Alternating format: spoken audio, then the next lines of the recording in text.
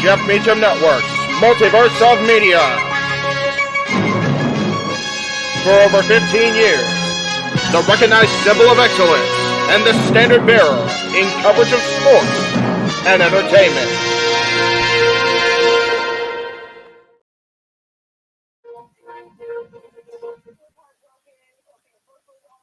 Good evening, everybody. Welcome to our coverage across the Jeff Meacham Network, Multiverse of Media of WWE SmackDown New Year's Revolution. We finally hit the end of the week, boys.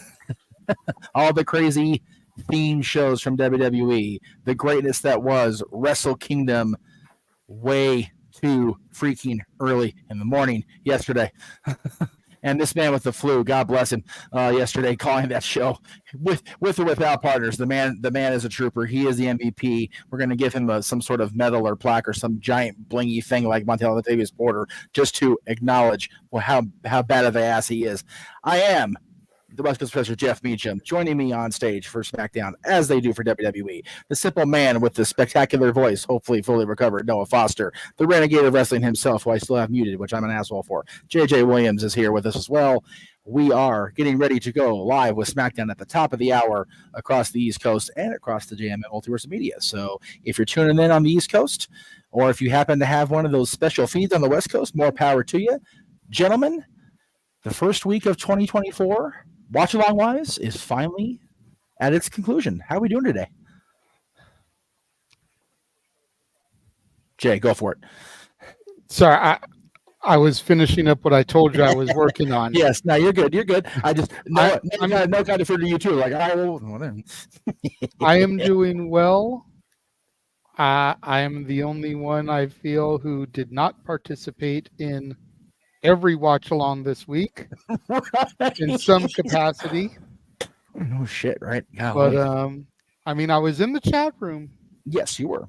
Until Uya Mera's match. That's when I went Mimi's. As you should.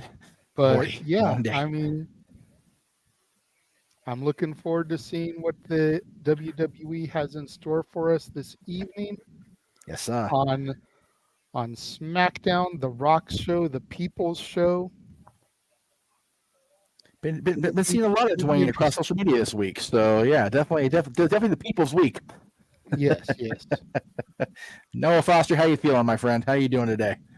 Hello. Well, still recovering, as you can hear, but always good to see you both. Always good to see the chat. I'm feeling all right. I'm intrigued a little bit to see what happens on the first SmackDown of the new year.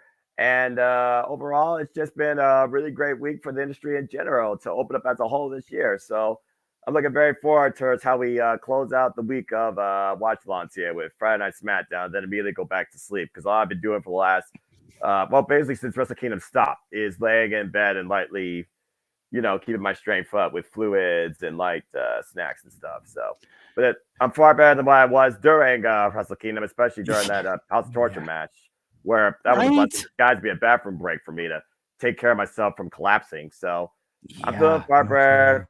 Thank y'all, by the way, if you're concerned. Y'all are nice. I just love doing this stuff and encourage people just to left your wrestling, and even your own self can't hold you down from what you love. My crazy ass. So good to be back once again. I'm looking forward to seeing what happens on the show that surprises me. Yes. And yes, the day off for Noah at least will be coming Sunday. So stay tuned for that. But of course, that's God's day, and Noah's busy on Sundays anyway. So hopefully he'll get some rest, even if he is going to church. So yeah, I was going to say he still has church shenanigans. We're supposed to be having an in-house town hall meeting. That's fair. I forgot about that. So, does Noah really ever get a day off? I mean, after all, he's not really the one that sits here and says, "What is sleep?" That's fair. Yeah, you're not wrong. I joked with Jeff before you came into the room. No, I was like, I have a feeling that no matter what WWE puts in front of us today, it's not going to impress Noah, because he's literally going from night one of WrestleMania 39 and that highest of high to the Raw after Mania. Yeah. Like literally, there's nothing that's going to top what Wrestle Kingdom was for you tonight. They could pull out all the punches. They could have people lined up from here to freaking Toledo, Ohio from your black and yellow NXT that are coming out of nowhere. And NXT, we could have Tyler Bate teaming up with Butch tonight. And you're going to be like, okay. He's accurate. It's like Wrestle Kingdom had Dolph Ziggler and Matt Riddle. That is Nick Nemeth. They are actually recognizing him by his name. Okay, but to the people out here, that's fair. So did I miss? What? Did I miss Riddle? Apparently, it was a video or something that was shown the second night. Bro, he's like in a complete dress shirt, like. Oh, jeez. Yes, going away from the bro gimmick, like. He's still kickboxing and wearing sandals. As far as I'm concerned, he's original bro. But to bring you all in perspective, the most unpredictable night of the year, the fallout of Wrestle Kingdom, New Year's Dash, after Hiroshi Tanahashi essentially defended the NW World Television Championship against Suzuki Taguchi, Matt Riddle challenged him for that title. Date yet to be determined. It wouldn't surprise me, though, if it's at Battle in the Valley, which, of course, is January 13th, the same day as TNA Hard to Kill. And already booked for that card is Will Ospreay versus Kazuchika Okada and Shingo Takagi versus Jon Moxley. No disqualification. There we go. Okay, sorry about that. Had a little bit of a glitch there. Walter, we did not confirm the dance off. I'm gonna say no for this week. Well, let's see what Noah has to say before we go making commitments. I'm trying to get this man some rest, but okay, go ahead. I know, but he's going to be on open mic night anyways. You know how Noah do. I'm dedicated. Go ahead. I mean, if Noah wants to take open mic night off, we definitely won't begrudge him, and we can save it for the 2-year anniversary show. But somebody made the suggestion that for a $50 super chat, we revisit the Dynamite dance-off and have Walter doing the Prince Nana, I think, and you doing Daniel Garcia's Woo. What?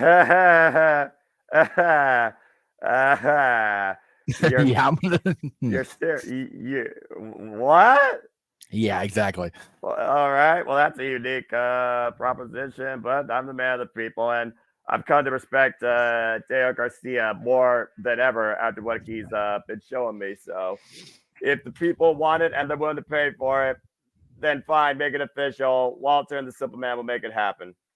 Oh my goodness. There we go. But I will say this: we will play it by ear as far as tomorrow goes. If Noah is still feeling kind of the way he's feeling now, we'll save it for the 2-year anniversary of open mic night. Correct. Yeah. Even if they super chat it, I promise to fulfill it. So yeah, I got y'all. Okay, so that's good. We can table until the man's at 100%, and that's good.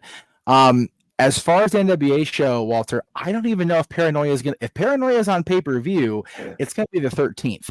As it is, we've got Hard to Kill, which we have a live correspondent on the ground for, and we're covering it across the Multiverse Media with me and Noah on the call. Plus, we have our anniversary of open mic night next Saturday as well. Right. So I would say the NWA. I haven't. If it's on pay-per-view, I don't know it. How about that? As far as all the other shows on the 13th, which is the first cluster F day of professional wrestling, because you got Battle in the Valley, you got Battle in the Belts 9. I guess the NWA is doing something. My primary top priority focus in the wrestling industry that night is the return of TNA Hard to Kill. Okay. So the answer will be a no on the call for NWA Paranoia, even if it is on pay-per-view, because we've got Noah well committed and ready to go for Hard to Kill. So again, this is the problem with the wrestling industry. Everybody wants to try to counter program or whatever, but we already are committed. We've been committed to Hard to Kill since Bound for Glory. Exactly. Scott made the big announcement. So when it was first announced.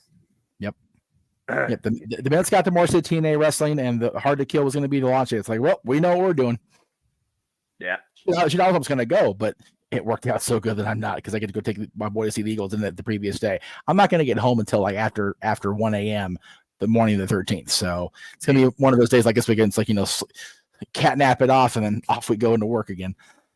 Makes sense. Pardon me for my cough, by the way. This cough that you all have been hearing me linger with since the better part of the summer. It just kind of is what it is. We're trying to tay here and shake it off, but it ain't happening. You only can do your best with what you're facing. It is what it is under those circumstances. But we've got a great lineup in store. We've got 2 championship matches, a championship match and a number 1 contenders match for the U.S. Championship. We have the U.S. champion descending on SmackDown tonight, announced this week, Logan Paul, everybody's favorite viral disease, which I gave Natalie that terminology. That's not knowing she didn't know. She fell off the couch laughing about, like, if that is all a Mr. Foster thing, she is in for it. She is here for Logan being the viral disease. So when we all get together on the call again, we got that. Alrighty. And as announced this week, at some point during social media, JJ sent me the graphic. The Tribal Chief will be in the house. And after what happened on Monday, oh boy, I want to hear what Roman Reigns has to say during SmackDown. I have not been this about the Tribal Chief's entrance and getting that microphone from the wise man in a long time. This is going to be some, as the former man would say, it's going to be some good shit, pal. So yeah, and considering that tomorrow is my daughter's birthday, the Tribal Chief is appearing on SmackDown for her birthday, so to speak. That's it. There you go. I know that's how she's going to flip it at the party. Be like, Dad, did you see my Tribal Chief on SmackDown? Yeah, he showed up because my birthday. Everybody's in effect. Roman and Paul and Solo and Jimmy, and you know the entire bloodline is tuning in tonight. Be they Jay, be they Trin, be they the Samoans, be it everybody on the fringe, they are all going to want to hear what Reigns has to say, because if shit gets called, if we have to assemble tribal court, the Anawahis are going to be like, really now? Hey, Papa H, I can't have payday too? Yeah. Just throw that out there. It will definitely be morphin time, and the Megazord will be assembling on SmackDown. I'm saying. And if rumors are to be believed, and I've seen this posted a few different places today, so I'm not going to name a name. Right. But I've seen it on multiple sites. January 13th could be a very interesting pay-per-view for Trinity, as it is very heavily believed that she will be back in the E by the end of the month. Interesting. Potentially with a Rumble return. So Interesting. for Trin to be back, for Jimmy to be where he is, for the Road to Mania to be laced with rocky roads for the Tribal Chief, Trin could finally be coming into the bloodline like everyone wanted all along. Absolutely. She should have. Only time will tell. And again, Hard to Kill is going to be very pinnacle towards the beginning of what could be a bright new reset for TNA Wrestling. Like I said during the course of, I think it was Wrestle Kingdom, primarily because I was on the call for that, this week is setting the tone for what could be one of the most fun years I've had as a fan in this, my 34th year as a fan of professional wrestling. Amen. I'm here for it, man. All of it. I love it. Absolutely. And yes, Josh, you are correct about that. But we were trying to keep it topical to the bloodline. Yeah. Hence the reason I didn't mention those 2 particular names, but you are correct. And what would suck is if they both they get contracts, and if they debut at the Rumble, and if Jade Cargill debuts at the Rumble, your bet still's off because Deanna done messed you up. I know. Deanna did what she did on Wednesday. Damn the virtuosa. Made this man happy though. Yes, it did. Hey. I heard him screaming from Toledo, Ohio. Was I really that loud that night? I don't think I was. I think that's the reason why you have no voice. Exactly. Okay, maybe that's the initial reason why. I'll give you that. Oh Lord! And you know what? If you lost your voice between the Deonna Purrazzo signing with another major promotion in this country and Wrestle Kingdom, we're not going to begrudge you a god dang bit for it, because those are 2 tremendous reasons. Damn right. I love it, man. I'm so happy. I'm happy for her, and she seems so happy being in her home area, getting that debut. Absolutely. Perfect way to come in too and really go into the next level of her career. All the best, Mariah. Wilson. I'm looking very forward to this new era. Now All Elite. And Mariah May was pissed on social media post interviews. So there's going to be some going down, going into Revolution. I'm here for it. I'm all Mariah here for May, it. aka Tiffany Stratton 2.0. Hey, now Mariah May was doing things in Japan before Tiffany Stratton became a thing in this country. So I'm just saying. All right. Very similar. Although, I'm not going to get. Mariah's got kind of Mariah's got kind of a pseudo Mickey James thing going with Trish Stratus type stuff too. So yeah. Anyway. And she's far more capable of stardom. Let's go ahead and get into the things. Now, we are literally perfectly in sync. So without further ado, let's go ahead and get into the final WWE Live Watch Show event festivities for the first week of 2024 too. Yeah, man. All right. Right? No, I feel you, brother. Of course, we're going to start with a highlight, of course, what happened on Monday Night Raw when we were electrified on day one. Jinder Mahal. Yes. Introduced to the former WWE champion, that was Jinder Mahal. Oh. Doing a rousing ovation of boos heard everywhere outside of India. Right. And you know what? I thought of a worse WWE champion than Jinder Mahal. And who would that be? Rey Mysterio. Only because length of reign. Fair. That's fair. That's fair. The length is unfortunately a small asterisk in the career of Rey Mysterio. Highly underwhelming. So I'll give you that. You're absolutely right about that. The length of Rey. Personal bias, Dave Bautista. Damn, when we were in California, he was better as a world heavyweight champion than he was as WWE champion. He's not wrong. When you think his WWE championship reign lasted a day, the first one, because of the injury contested in the cage, and then the other ones were the whole battle with Cena where Dave was stuck up to McMahon. It's like, yeah, okay, I can definitely concede that. Definitely there are worse WWE champions than Jinder Mahal. Damn it. That's a low bar, but okay. I was gonna say, hey. I just said 2 Hall of Famers. You did. That had championship reigns worse than Jinder Mahal. And I still would have took them over seeing Jinder as we pull into the present day. But it wouldn't have made for the perfect pop for The Rock, though. That's fair. You need to have that perfect counterpoint to The Rock, and Jinder Mahal was that.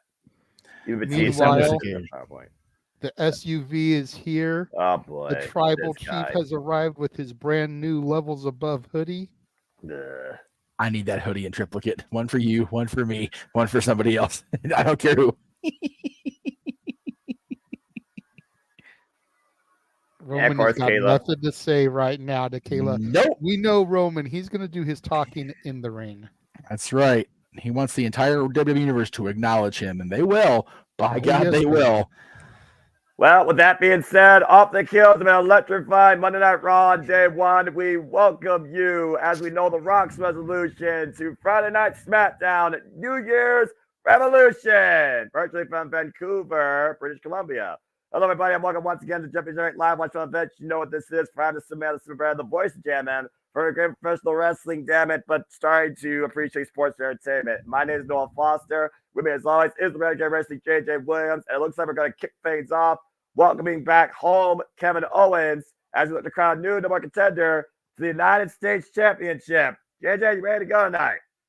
I'm definitely ready to go. And this is one of the matches I'm the most looking forward to because the dichotomy in the storyline here.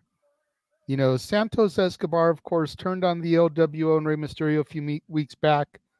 So you know you've got Joaquin Wilde, you've got Cruz del Toro in the wings, kind of looking to get a little bit of revenge on him for betraying Rey Mysterio. Same time, you got Kevin Owens, who's been feuding with Austin Theory and Grayson Waller, A-Town Down Under. So either one of those men could play into the fray and try to cost KO the match.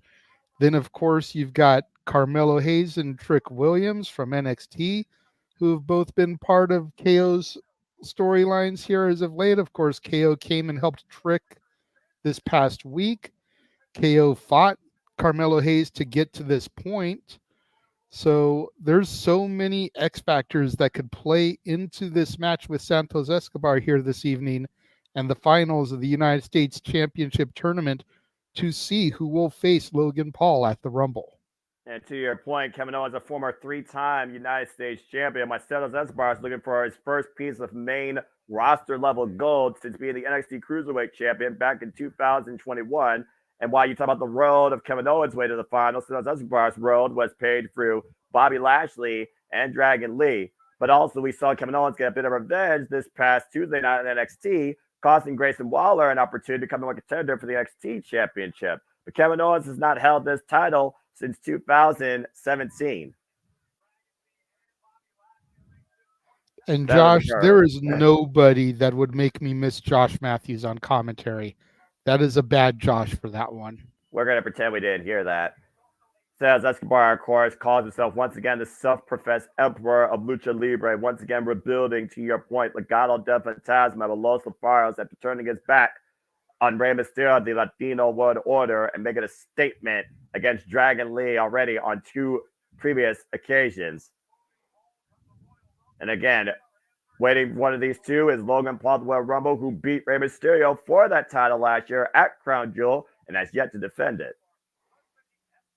In a match that, a champion, Rey Mysterio, with that belt really belonged to Santos Escobar. He was the one who won the contendership. He was the one that was supposed to get the title shot, but due to a freak injury that sidelined him from action for 1 whole week, Rey Mysterio picked up the ball and won the title. And speaking of the champion, the previous champion, here comes the current United States champion himself, the Maverick, Logan Paul. And there's no doubt he's going to be very impulsive here during this match on commentary. Josh, thank you for the $2 super chat. Ding, ding, ding, ding, ding. Winner, winner, chicken dinner. All right. If Andrade returns, does he sign with the LWO or with Santos? I think he goes with Santos. I think Andrade works so much better as a heel.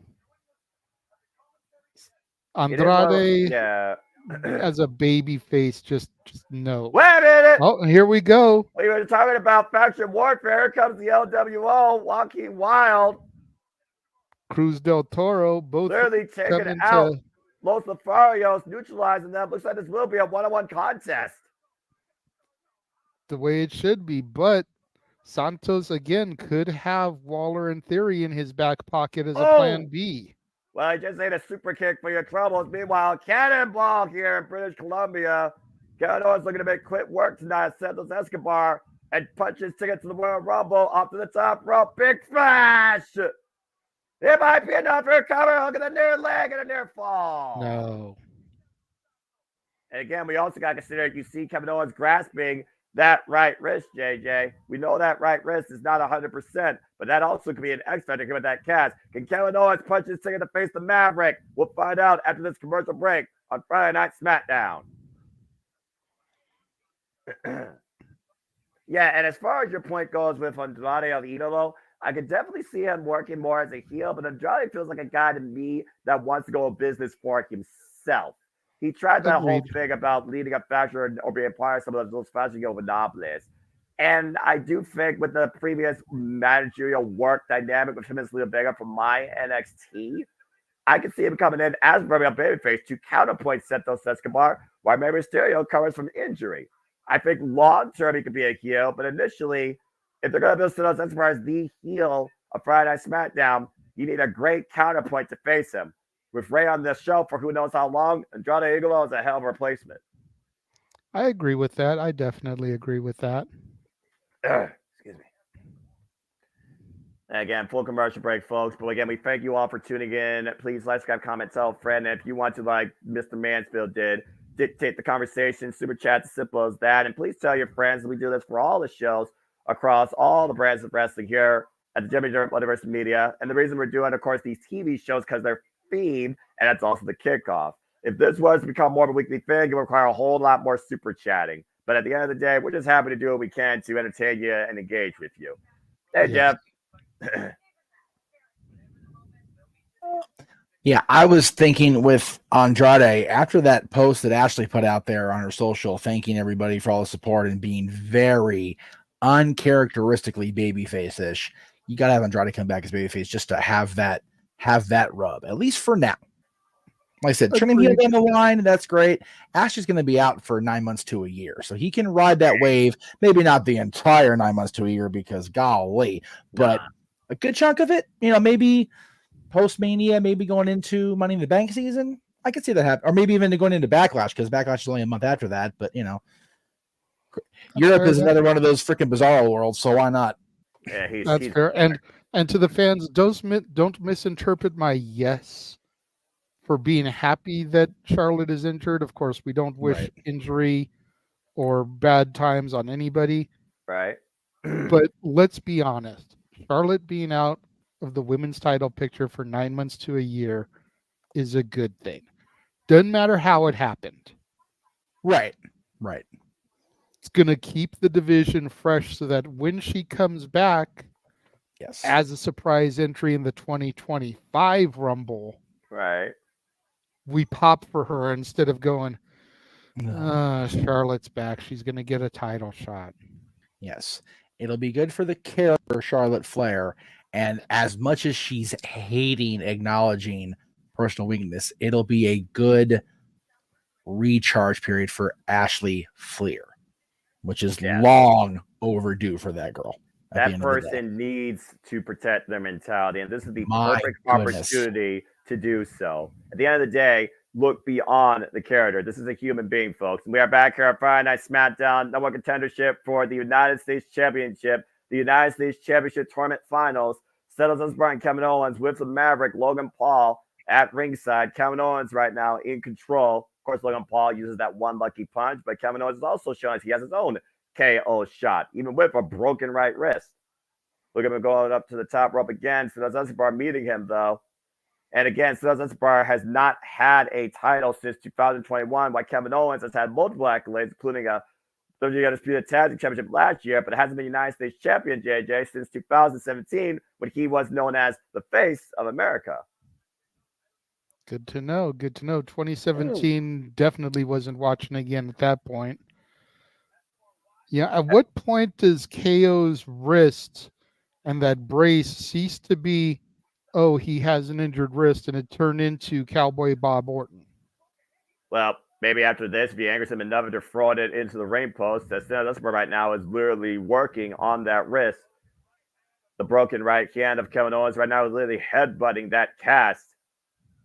Of course, we know how dangerous that right hand is, as Kevin Owens has knocked out previous opponents, trying to send a message to Logan Paul. Modified hammerlock here on the damaged right arm by Santos Escobar. Kevin Owens looking for leverage with the body shots, though, trying to create separation here, and now off the ropes. And Santos Escobar catches him. Tilt-a-whirl, backbreaker. Beautiful tilt-a-whirl there. Yeah, but look at the way Santos Escobar, though, loses his balance afterwards. Took more out of him to execute that move than maybe it actually damaged Kevin Owens. Well, you got to figure the size and weight of KO there. I'm not saying Santos is a weak individual, but all that momentum and the weight of KO crashing down on his knee and thigh there, it's going to rock you a little bit as well. Yeah, about to say the weight distribution with that tilt-a-whirl backbreaker, as we go back to the replay here, was definitely not fully balanced. Oh, man. Again, the spine buckling on another man's patella, even with a pad. Kevin Owens right now grasping that right wrist and right hand. Kevin Owens right now, one-armed man in an ass-kicking contest. As Escobar creating distance, what you're looking for here, out of the corner to clinch his way to Logan Paul's a championship rising knee strike. And now Santos Escobar picking up speed with the Tijeras. Takes Kevin Owens up and over to the outside, though. The Emperor, the self-proclaimed Emperor of Lucha Libre, looking to fly tonight with a tope suicida, driving Kevin Owens into the barricade.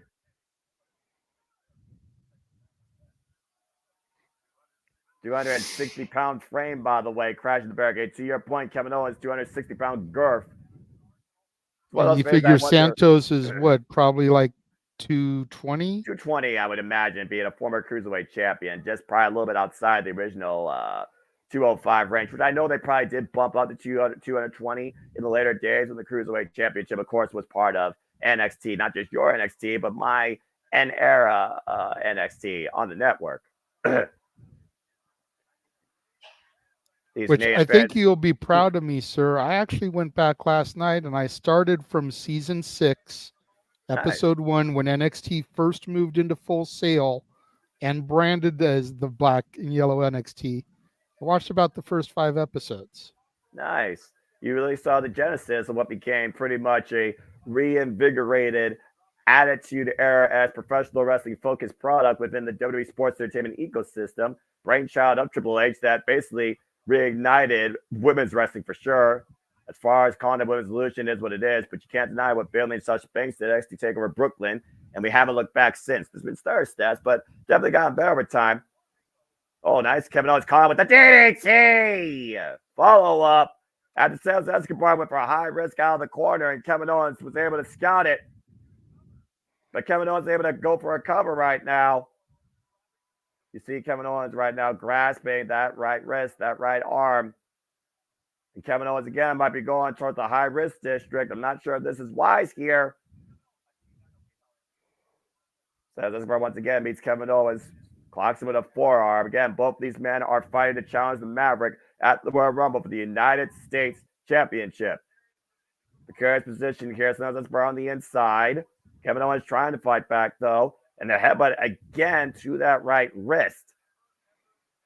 But you know you can never count. You can never count Kevin Owens out. Oh God! Oh Jesus! That ridiculous fisherman buster. Kevin Owens right now in a world of hurt. Can Kevin Owens capitalize when we return to Friday Night SmackDown? That move is ridiculous. Every time he pulls that off, my God. Seriously. But yeah, it was kind of fun getting to see Fandango when he was still Johnny Curtis. EC3 is Derek Bateman. Juice Robinson is CJ Parker. Yeah, that freaking hippie. Of course, Kevin it's Owens so funny that sorry.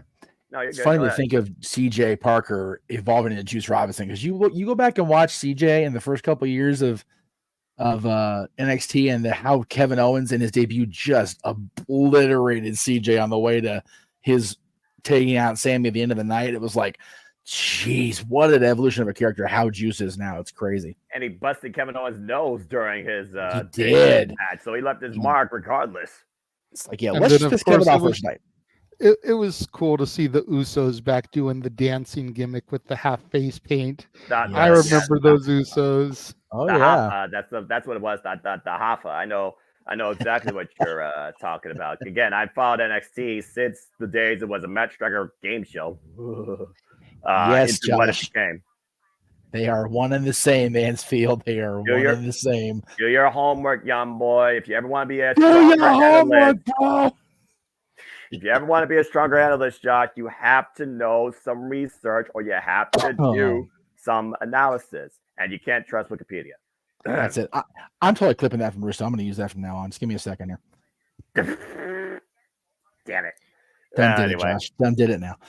Well, anyway, I figured, I know some of the people from New Japan came through there. I know there's a lot of people that are in AEW now came through there. Oh, yeah. So I figured if I go through here and I start, doing my research and my homework, then if I ever get stuck having to do a New Japan watch with you, or James can't do an AEW call, I've got some, history that I can call back to. You got some background, basically, is what you're talking about. And that's what I think is very important, to engage and basically educate and enlighten anybody that wants to, learn more about this. And I think that's what's most important at the end of the day, because it's easy for anybody to just call what you see on a screen. It's another thing to actually enlighten somebody blindly what's going on the screen too, with this individual that they may have known under this name or this company versus where they are now and this name and this company, aka anybody from the independent scene in WWE for the most part. So I'm very proud of you, JJ, and I think that's very noble of you. We're back Thank here you. on Friday Night SmackDown. This is our finals of the United States Championship Tournament. Santos Escobar, Kevin Owens. Kevin Owens right now still fighting with a broken right hand. And Santos Escobar right now trying to take advantage of the ridiculous fisherman buster Kevin Owens was able to capitalize earlier. And yet, for some reason, we're back in that corner, Noah. You know, we came back and KO had Santos set up for like a fireman's carry, possibly a Death Valley driver. Of course, Santos has gotten out of it, but it just seems kind of weird that we would go right back to that corner. It just seems to be the money shot anymore for Kevin Owens. Every bit of his high-risk offense has come out of that corner. Blocked the shot with the broken right arm, though. Oh, catches Santos with a super kick, takes him off the apron. And again, Kevin Owens, he's always the guy that just keeps on fighting. That's been his MO his whole life. Oh, Jesus! Swanton bomb. Yeah, rolling senton, whatever you want to call it, from the apron to the floor on Santos Escobar. Even Logan Paul been surprised by that maneuver. And once again, back to that corner, looking for high-risk offense. He might be one frog splash away from clinching. Oh, no, but Santos got the knees about the attempted swanton bomb. Santos with the last possible second counter to preserve life still in this number one contenders match. There is no turning back here. It all or nothing for either of these two to punch their ticket to the Royal Rumble, the Champs United States Championship. Beautiful Frankensteiner off the top rope by Santos Escobar. And Santos saying that is all. Looking to make sure that Kevin Owens stays down. Santos up to the top rope. Big frog smash by Santos by cover. Hugging the legs. No! How did Kevin Owens kick out of that? Sheer determination. The will and the moxie of the fighting champion, you know? So besides the fact he's on his home country, again, the MO, fight Owens, fight. And it looks like Logan Paul might be getting a little bit instigated here by the Canadian crowd here. Let's be real. He only came so he could get him some Tim Hortons. Yeah, and drink it and then eat it with Prime. You're probably right there, but again, Kevin Owens right now hoisted up to the top rope by Santos Escobar. Santos Escobar right now looking for something out of the corner again. Big high risk offense here. Will this self-proclaimed Emperor Lucha Libre be dethroned before he even could get his crowd again? Kevin Owens still fight back, grasping that right wrist. Ooh! Step up and Zaguri rocks Kevin Owens. Kevin Owens right now. Oh, wait a minute. Kevin Owens says this bar up on the shoulders. Whoa, Oh, God. Rolling Swanson covered a near fall. Take a look at this, JJ. I don't want to look at it again. That looked vicious, Noah. Yeah, rolling Swanson, steamroller, whatever the hell you want to call it. Up in the fireman's carry, rolled through, down and through. Kevin Owens with a near fall, following that high-risk move. KO's got to be getting frustrated here. The resilience of Santos Escobar. What's it going to take to put him away? Well, to your point, the resiliency of Kevin Owens, what's it going to take for either of these men right now to put the other away? Outside interference. I'm still waiting for that other shoe to drop. We've still got Waller in theory. 8-Town down under. Oh, wait a minute, look for the stunner. And the roll-up. Might not need it, the roll-up. And a kick out by Kevin Owens. Block the kick. Kevin Owens catches Santos Escobar with a super kick. Now look to rock him off the ropes. Might be looking for that pop-up. Powerbomb. Take over. Nice run. Santos had it scouted. Didn't scout this time, though. Pop-up. Powerbomb connects. Escobar went to the well once as many times, and Kevin Owens capitalized. Santos Escobar runs in, though. None can miss him. The stunner, by God, the stunner. The cover by Kevin Owens. Kevin Owens is going to Royal Rumble. There you have I it, am folks. honestly pleasantly surprised. It was very woof. You kind of figured they would probably put the babyface over to go against the heel Logan Paul. However, like I kept pointing out, with 8-Town down under kind of wanting to get their revenge on KO, especially after Tuesday night. I'm surprised they didn't prevent the match. Well, they probably stewing backstage somewhere. Looks like Logan Paul is going to congratulate his new challenger, his first challenger. What an ego on this guy. You're no John Cena, dude. Sorry. Not sorry. Probably the last great United States champion we had next to Bobby Lashley. Seems to be champion when you haven't defended it. Just saying. Logan Paul is impulsive as usual.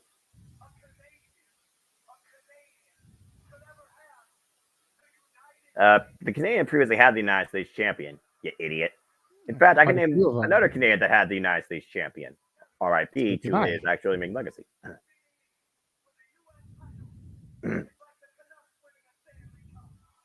Damn. Even I understood that. That was harsh. That was harsh. Hey, the wrestling industry says never say never. Maybe hockey could say that.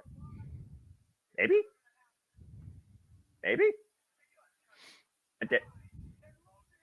Wow, Logan Paul just got knocked the F out. We're past 5 minutes, man. Say it. I'm trying. Fuck it. All right. And a cast by way of the broken right hand of Kevin Owens. Jacking the jaw of Logan Paul. How's that for one lucky shot? Kevin Owens tonight shuts Logan Paul up and looks to reclaim at the Royal Rumble the United States Championship. Kevin Owens wins the United States Championship tournament. Great opening contest here, and now we know one match officially for the Royal Rumble. We'll learn about another one, I'm sure, later on tonight in our main event. Still to come here, JJ. Absolutely. Gonna see which of these three men are gonna challenge the Tribal Chief. Is it gonna be the phenomenal AJ Styles, the Viper Randy Orton, or the megastar LA Knight? Yeah. It was May 2022 that Randy Orton was taken out by the Bloodline, trapped in that guillotine, suffered a long-standing injury that required surgery. We wasn't sure if Randy Orton was ever going to return again on his own accord. And last year at War Games, Randy Orton came back better than ever possibly, and he has made it known that he is coming for the Tribal Chief. And why am I not surprised that Josh bought the Daddy's Back t-shirt? You know what? Everyone's got their own purposes. Everyone's got their own choices, I guess, with their money. You know what? You spend how you wish. Of course, Randy Orton made one infallible statement since his return, laying the wise man after RKOing Jimmy Uso in the middle of the ring and officially signing to SmackDown. Excuse me. And we'll see if the Viper will once again find himself in front of Roman Reigns tonight in our main event still to come. Randy Orton, of course, a 14-time world champion. The last one-on-one encounter with Roman Reigns was back in 2014 on Monday Night Raw and ended via disqualification. Interesting. Yeah, keyword one-on-one. I'm just saying. That's where it matters the most when you figure out the one-on-one history. And let's also put this in perspective. Roman Reigns' launching pad during the Put Into Oblivion phase, part of that involved Randy Orton. In fact, beating Randy Orton at SummerSlam one year was one of the biggest wins early in Roman Reigns' career. And we'll see if Randy Orton gets the big win tonight in our main event as we keep moving forward here on Friday Night SmackDown. What is this? Oh. They weren't booked for anything tonight. What's the Almighty Street Profits doing here? Well, tonight's all about New Year's resolutions. Create your revolution. The almighty Bobby Lashley and the Street Profits make their way out to the ring. I gotta imagine they're gonna have something to say for the upcoming Royal Rumble. Either that or Tez is gonna continue to show his upcoming reality show. Oh, you're right. It could be a PR plug. Love and WWE, Bianca and Montez, starting February 2nd on Hulu. Well, besides the fact that he's got a reality show waiting for him, I do wonder what reality awaits Bobby Lashley and the Street Profits for 2024. Oh crap! Lashley's wearing a salmon suit. Watch out. Well, Need I remind you what happened the last time we saw a brother in a salmon suit on SmackDown? True that, but I guess we'll see if history repeats itself. Bobby Lashley looks to usher in an almighty new year alongside the Street Profits. We'll hear from the almighty Street Profits and the almighty Bobby Lashley up next on Friday Night SmackDown. Hi, Jeff. Meanwhile, this Monday on Raw, we had an electrifying return to kickoff day one. Well, the static will hit the PAs, and the Second City Saints will return this week on Raw. And will Shinsuke Nakamura be the co-author and close the book on the story of Cody Rhodes? And so much more coming up this Monday, live on Monday Night Raw. All right, full commercial. This is where we just, fill you all in. So first off, great opening contest with Santos Escobar and Kevin Owens. Definitely a clutch effort by both men. And you got to wonder now what Santos Escobar is going to do. I imagine he's going to blame the LWO because I have to imagine the God of the talent there at ringside, he very well could have won this match. That probably was his ace in the pocket. More than likely, but something in my gut tells me that Logan isn't going to carry that title past Mania. And then Santos can be the one to dethrone the babyface that takes it off of Logan.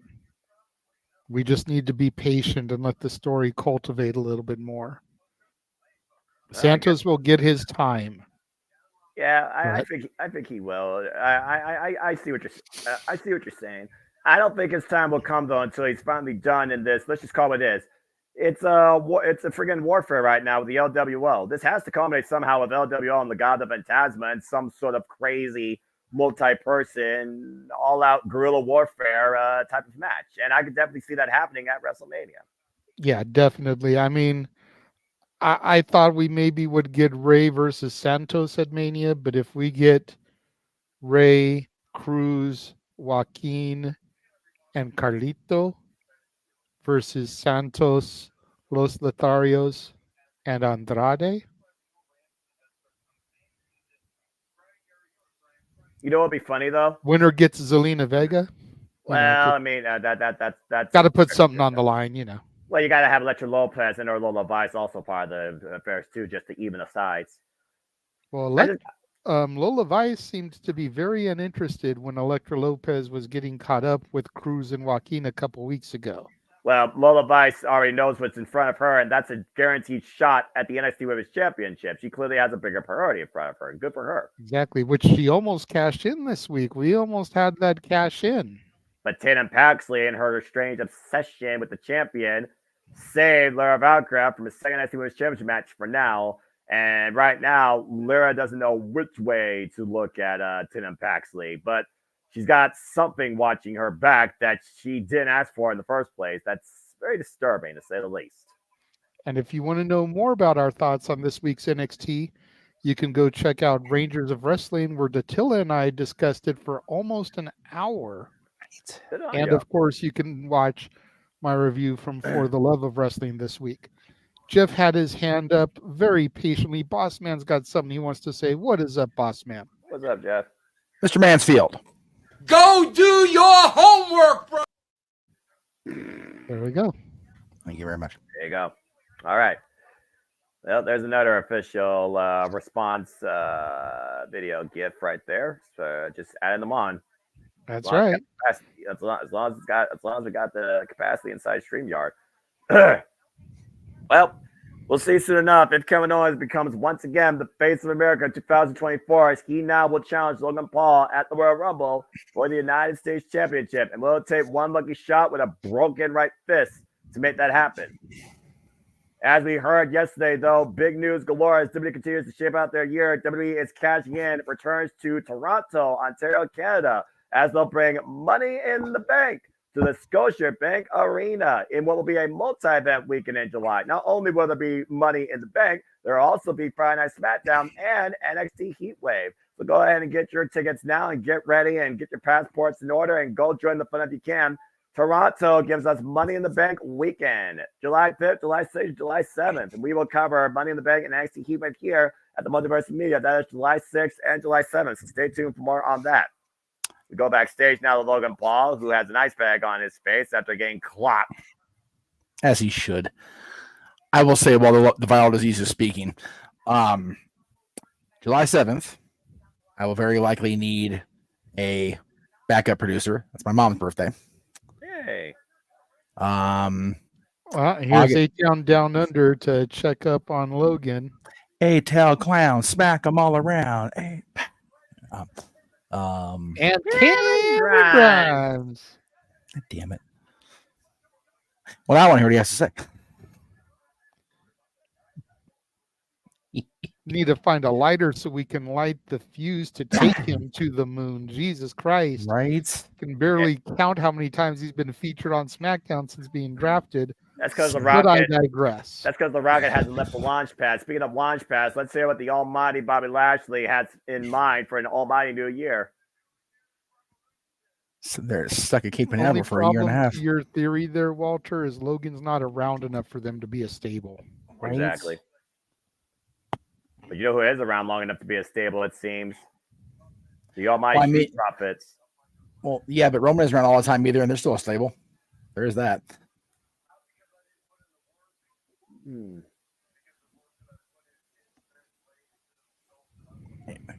work that Bobby Lashley put in didn't get the results that he wanted.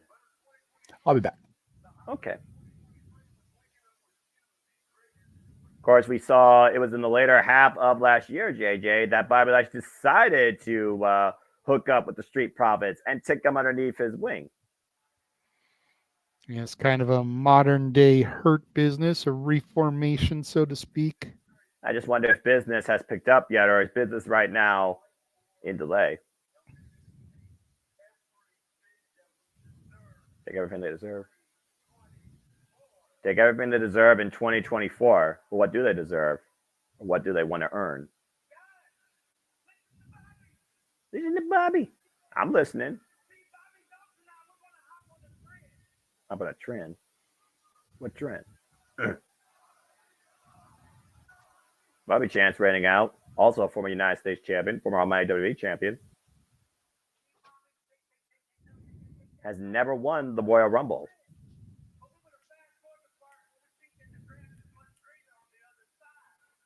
What are they going to do? Advantage every opportunity. Come to the Academy Championship Gold. Okay.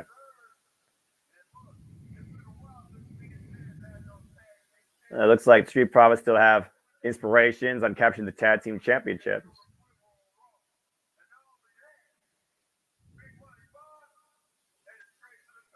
Bye-bye, straight at the top.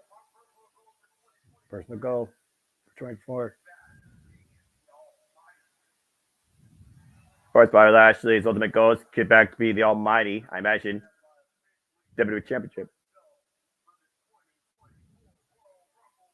Put it in your notes, folks. Bobby Lashley's officially put himself in the Royal Rumble match.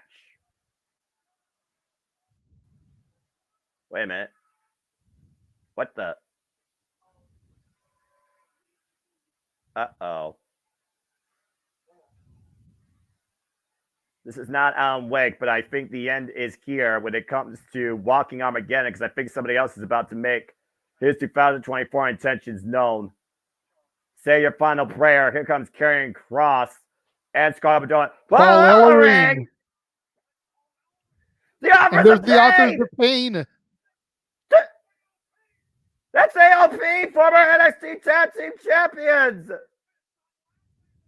And they're attacking the Street Profits and Bobby Lashley. Karrion Kross with a Dark Omen tonight at SmackDown Revolution. Take a look at this faction here. An unholy union has come upon us tonight in the former NXT Tag Team Champions and the NXT champion. Oh, God. Super collider and the power bombs. Fall and pray before Karrion Kross and AOP. This unholy unity. And look at the way. Oh, you got to be kidding me. Pump handle on the shoulder. God. Pump handle onto an F5 type maneuver there. F5. Night, Bobby Lashley. Karrion Kross and AOP have arrived tonight at SmackDown New Year's Revolution. Talk about a force of absolute destruction to deal with. Paul Ellering, Karrion Kross, and the Offers of Pain just took out the Almighty Street Profits. That New Year's Revolution may have already struck midnight. Talk about a colossal impact. Well, there's one thing we know for sure. I imagine that both Bobby Lashley and Karrion Kross are in the Royal Rumble, and both have the same intentions. But who the hell is going to stand up to that unit? Oh, boy. That's insanity right there. Yeah, you're not kidding. And, of course, Paul Ellering, one of the most successful managers, as we know, in the business, JJ. He's been around as long as we remember the Legion of Doom back in the early days of WrestleMania. Even further, Paul Ellering's been with LOD for a minute. I believe going back to the NWA and the AWA. Jeff can pop in and confirm that for me if he'd like, but Ellering goes way back with the Road Warriors. Should former tag teams reunite and hook up with Karrion and Scarlett and whoop on that ass of the Prophets and Bobby Lashley? Yes, Paul Ellering and the Road Warriors united. I believe it was in the early 80s in the AWA. They definitely got together, I think, in maybe the Crockett area, but not Crockett specifically. But the Road Warriors were part of a giant Legion of Doom stable with Jake Roberts before he became the Snake, King Kong Bundy before he became the check thief in the territories, as Ernie Ladd would say. And but once they decided that the three of them, Paul and Hawk and Animal, were just the force, they officially became the Road Warriors. When they went to WWF, the Legion of Doom just kind of stuck the name because they couldn't use the Road Warrior name. But even as Legion of Doom, they were introduced as Road Warrior Hawk, Road Warrior Animal. Never understood the whole, why can't we just use the name? But yes, I believe 84 they either debuted or they definitely won their AWA tag titles in the years leading up to the first WrestleMania in the other territory, obviously. So they've been together off and on for a hot minute. Or they were. Yeah. My New Year's resolution is to find whoever is now in charge of the WWE production truck, since it's no longer Kevin Dunn. Yeah. And tell them that they're never allowed to show that backstage ambush on AJ Styles ever again, because I swear to God, the last week we actually had live television. I think I saw that clip about 7 times. Right. And now they've shown it again tonight here. Well, they gotta remind us. I get we're building towards this triple threat, but we don't need to see it that damn much. Yeah, it's like seeing a Batman movie and watching Thomas and Martha Wayne get killed. We know what the hell happened. Let's just move the hell on. You're not. You know what? I'll give you that. That's not fair. Of course, we know AJ Styles will take part in our triple threat main event to crown a new number one contender to face Roman Reigns at the Royal Rumble after coming back 3 months later, being taken out by the Bloodline. And LA Knight basically took advantage of the opportunity that he believes rightfully was for him. Speaking of opportunity, Meacham with a huge opportunity to capture her first women's championship in WWE as Meacham takes on Io Sky, Damage Control's leader and Genius of the Sky, defends the prize. Tonight on SmackDown, can Meacham start off her new year right at SmackDown New Year's Revolution? Meacham and Io Sky for the WWE Undisputed Women's Championship. Next. Come on, Io, let's go. Let's go. First of all, I don't think Meacham is challenging anyone. Second of all, I'm a pull a U. God damn it, can we just call her Mia Yim? Because I this agree. Meechin shit is bullshit. I agree. Thank you. I agree. I was waiting for you to Meechin actually. sounds like a dish I would order at Panda Express. It Yeah, sounds like something let from me get from a Magic Walk. small order of fried rice, a large chow mein, and a side of the Meechin. Oh, you want micho extra rice? Okay, Truth be told, Io Sky whooped my ass. I'm good. I ain't messing with Io Sky. She killed me. Micho tastes like fish. Anyway, Now, God. now, I'll send the boy after. He crazy. That's different. Oh yes, and yes, I have the boy back. Yay me. Oh, very nice. Well, I gotta say, we acquired.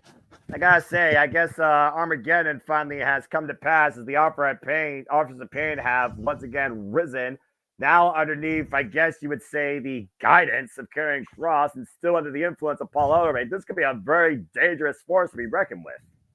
Of course, our buddy Matt views at a live NXT event in his area, so he's popping in to say hello while they're at intermission. Oh, nice. Have fun. Thank you, Matthew. Appreciate you. I love it. I'm just thinking 1 week from tonight, fellas, I will be, we'll be close. We won't be there yet, but we'll be en route to the fabulous Forum to see the Eagles say their last goodbye. Last goodbye. Oh, enjoy it. And it won't be in Hotel California. It won't be in Hotel California. I believe one of the most precious venues in California. Enjoy it, Jeff. Yes. 1 week from tonight, Cece will be on the road heading back from Chicago with her oldest boy, his wife, and their kid as they come back this way to move in with us as well. Nice. So everybody's playing the Daughtry forward song. to that because Full house. Yeah. Me and that boy go way back. I think we need everybody on the porch playing the song. When they pull up, because it's gonna be a literal full house. Yeah, right. That was a. You know what? Going back to the NXT thing. Yeah. Watching the vintage Bray Wyatt promos for his initial debut over those first 3 episodes. That was awesome to see. Mm-hmm.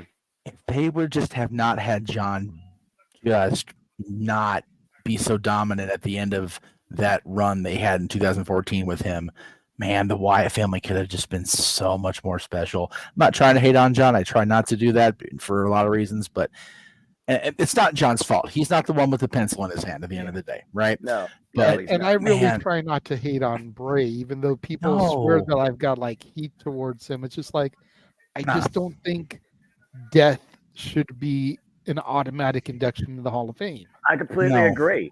I don't think that's lost in hindsight either. I just think people are emotionally triggered. It's like the sensitivity trigger anymore, where if you say something out of line that doesn't agree with someone else's mindset, it's almost like they want to chastise you in this day and age of connective internet response. And it's foolish. It lacks judgment, proper constructive judgment, and it shows a lack of character. I completely agree. That's fair, Walter. I agree with that.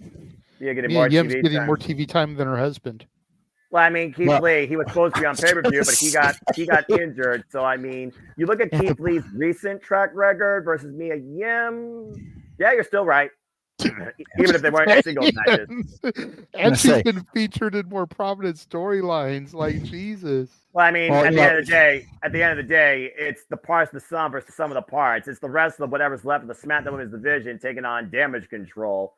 That's really what this comes down to at the end of the day, JJ. As we're looking back here during the holiday season, this match was so much fun to watch. What Isla Dawn and Alba Fire? Yep, they had presents around the ring with weapons inside it, and then those 2 big crates. They went to open one, and Isla Dawn popped up, and Alba Fire popped out of the other one, allowing Mia Yim to get the victory here and win this contendership opportunity. I will tell you this. If Isla Dawn had been under my tree in that package, wrapping the package she was in when she came out of that crate, y'all wanted to see me on the 26th. Like I imagine. Or the 27th, or the 28th.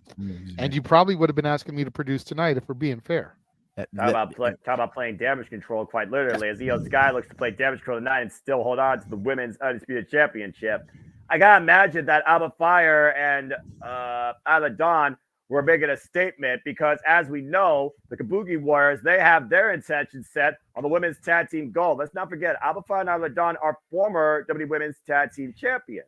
So clearly, no love lost there when it comes to repeating that history. Trying to make sure the Kabuki Warriors are non-factor.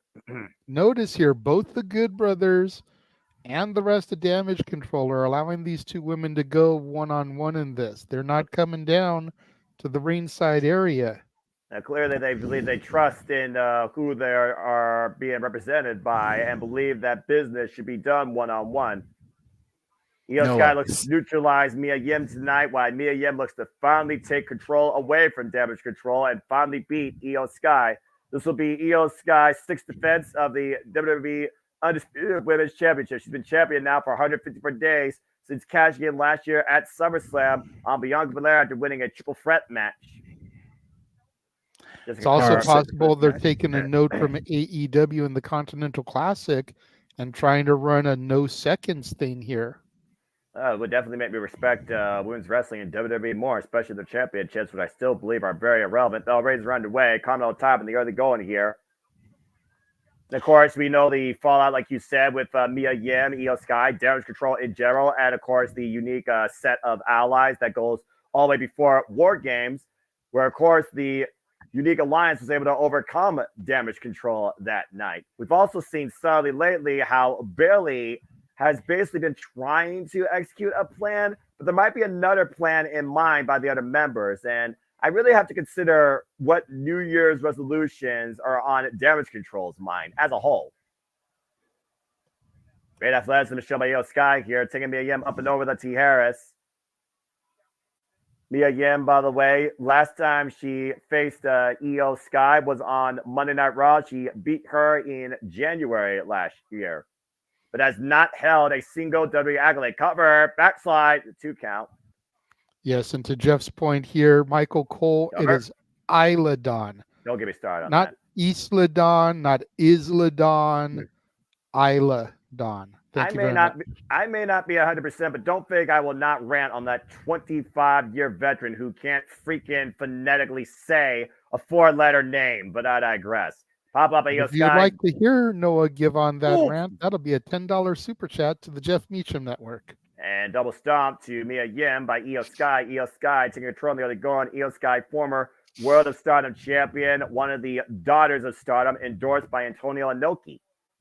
And Mia Yim right now finds way to the ropes and sends the yellow from momentum flying through. Now Mia Yim right now trying to get a bad exchange. They're going to follow up. Tope Suicida drives the champion far away from ringside. Mia Yim on fire right now. Can she claim the gold as SmackDown New Year's Revolution rolls on? And we are on full commercial meet. As is tradition, but that's okay. Again, Mia Yim, the last time she actually held a championship was back in Impact Wrestling. Of course, now Impact once again is TNA, and that was when Mia Yim was Jade. Anyway, as I got a full commercial break again, it is one of those things that I do wonder. You look at Bayley, and when Damage Control first came on the scene in SummerSlam 2 years ago, and what Damage Control has done and what they become, where former enemies have become parts of this unit, and the Pirate Princess set sail back to WWE and the Kabuki Warriors are once again a thing. The only one at this point that hasn't been an in-ring factor, but still I think has been a very major factor, is Dakota Kai. And I do wonder if Dakota Kai still has her own plan in mind. And is it against Bayley's intentions?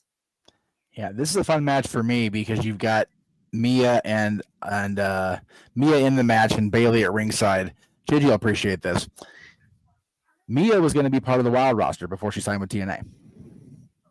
Oh, so we had her on negotiations. We had her not locked up because the money was what it was a Wild, but we had her definitely agreeing to appear. And then one of the first times I saw our former champion Lucky O'Shea compete with Dave Marquez was against Davina Rose, Bayley. Yep. So It's circle of life on the Jeff Beachman Network Multiverse Media. Yeah. Full circle moment right here. Just so Bailey isn't at ringside. The entirety of okay, Damage okay. Control has gone to the back, but Okay. botch. No, not botch. you I don't never have the know. TV on me. But I you don't never know. Yeah. You never know if they're gonna still insert themselves into the action. They are part of the storyline, part of the presentation. If So, you will.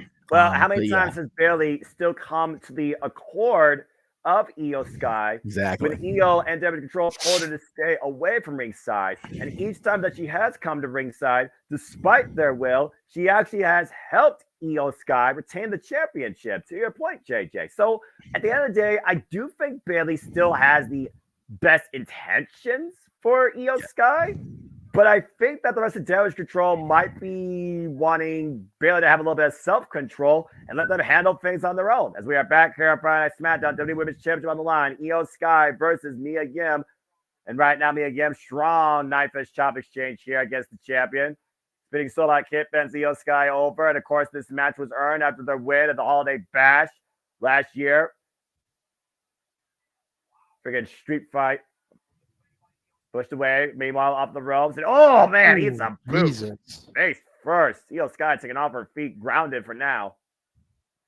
And Mia again looking to capitalize here. And I do have to wonder, was that just circumstance that Alba Fire and Isla Dawn were there to play interference that night? Or they had Damage Control in their crosshairs for a longer period of time?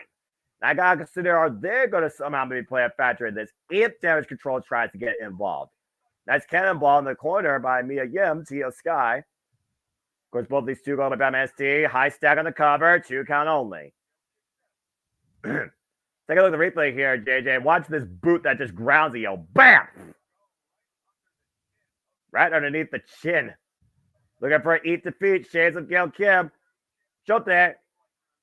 Big uppercut. Shades of Joseph Thunder Liger by the Genius of the Sky, Io Sky. Kick caught in the back of the head, though. Waist slap for a German suplex out of the corner. Io Sky flying back, though. For Alba and Isla, I think it comes down to the fact that when they got drafted over to SmackDown, Jesus. Code breaker. Mia Yim for the championship, calls the cover. Gets a 2 count. To your point, continue. I feel like when they got drafted over as the NXT Women's Tag Team Champions and then dropped the titles to Ronda and Shayna, in that unification match, they never really got the opportunity to challenge for the titles again. They kind of got lost. Yeah. They were off TV for a while, only recently started to come back into the mix of things going into Halloween Havoc over on NXT, where they took over for Scarlett and Shotzi for the second week there, and really have kind of come back into the fray. So with Damage Control being the primary dominant women, with the Kabuki Warriors being a thing, I feel like maybe they feel that if they insert themselves against them, they will get a title shot at Casey and Katana, who are the fighting champions now, defending the titles on all brands. Oh, wait a minute. Io Sky, though. Big German suplex on the apron with a bridge. Can't cover her there, though. Beautiful Northern Lights, though, by the champion. And yes, Josh, Michael Cole isn't on SmackDown anymore. They've gone back to 2-man booths. It is just KP and Corey on SmackDown, Barrett and Cole on Raw, and Vic and Booker on NXT. This little drop kick sends Mia Yim from the other side of the ring. And now Io Sky looking to finish it. Leaving her in the drop zone, up to the top rope. The Genius of the Sky looking to fly. Moonsault hits the knees. Critical moment here for Mia Yim to capitalize. Full Nelson, Dragon, Sleeper Suplex. There's the cover. Deep hook of the leg. New champion. No. Oh, Jesus. Mia Yim here having quite a few moments. Again, like you said. Where it looks like he was going to take the matchup here. Oof. Just not able to put him away. That Dragon Suplex, though, nearly gave Mia Yim her first title in WWE. Looking for something big here. The back drop, roll through. Io Sky. Oh, double knees driving for Mia Yim. Cover, hook of the leg, and a 2 count. Short range Meteora there. Well, again, talk about, like you said, Isla Dawn and Alba Fire. We saw the Alba's appearance tonight. This is the first SmackDown of the new year. You want to make an impression. You want to make your intentions be known. You want to do everything you can to build momentum towards a championship or whatever is your goal. And Mia Yim right now looking to claim goal, but another shote by Io Sky rocks Mia Yim. Mia Yim hung across the top rope, excuse me. And Io Sky looking for something big here. Frankenstein up at the strength of Mia Yim. Able to counter. What's Mia Yim going to look for out of the corner here, though? Looks like she's got her hooked for a Styles Clash. No way. Off the second rope. Styles Clash connects.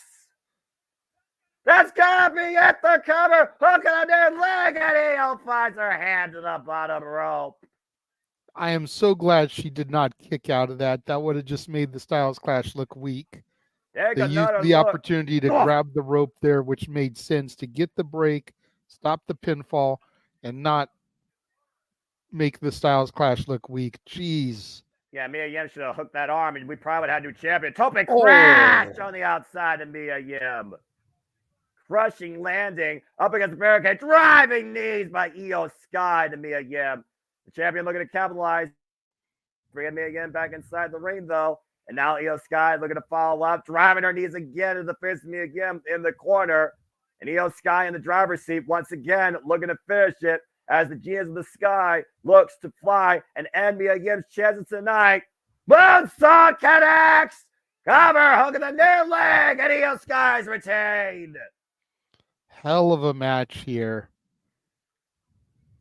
A lot of damage done, but damage control maintains in control of the SmackDown Women's Division with Io Sky at the helm, still our WWE Women's Champion. And to think, Noah, that's only the second match tonight. We're an hour through. It still feels like a good pace, and that was the second match because both matches have been good, entertaining, and lengthy. And good competitive. Very good start to SmackDown's new year, but a bad start for Mia Yim as she comes up empty after the G of the Sky hits the moonsault and end Mia Yim's chances tonight. I gotta imagine she would have hooked that far arm and prevented the rope break. There very well could have been a new champion starting 2024. Either way, damage control still in control as Io Sky still holds the gold. Yeah, that Styles Clash off the middle rope was something sick. That sounds like I'm going to have to watch SmackDown tomorrow on Hulu. Oh, maybe you'll get to watch it at 8 o'clock with your niece. Very gay women's contest here as we go backstage to the wise man, Paul Heyman. Of course, we know the girls out shopping. We will determine the next challenger to the Tribal Chief at Royal Rumble. You wonder if Paul Heyman's got to say anything about what happened Monday night. Well, The Rock. Paul Heyman starting right off with The Rock is name dropped Roman Reigns. Yeah. Uh-oh. How about eating at the head of the table? The Rock wants to sit at the head of the table. Mm-hmm.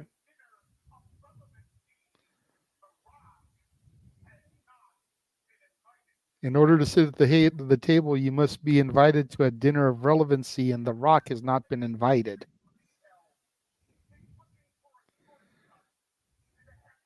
I can hear that drawl from over here. he's going off. For a shortcut to the headline.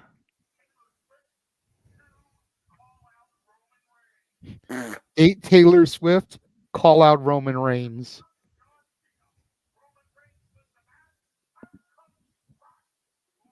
Just repeated formula.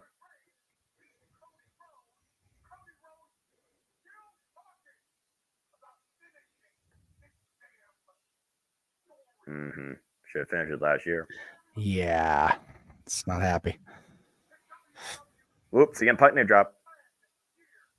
After 10 years. Roman Reigns has a lot of people swimming up to that beach on that island relevancy. He may be in some serious shit here, y'all.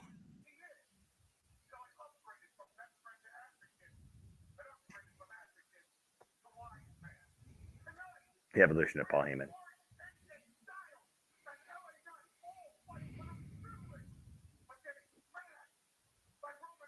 All 3-man fight for the privilege gets smashed. Man, this is a hell of a promo by Paul Heyman. You definitely are going to have to see this back. It's Paul Heyman, JJ. You and I both know when Paul Heyman speaks, you listen.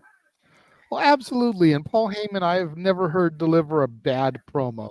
Nope. But this is Heyman in rare form. This is Heyman prior to Survivor Series 01 rare form. By himself, backstage. At the inaugural one night stand, rare form.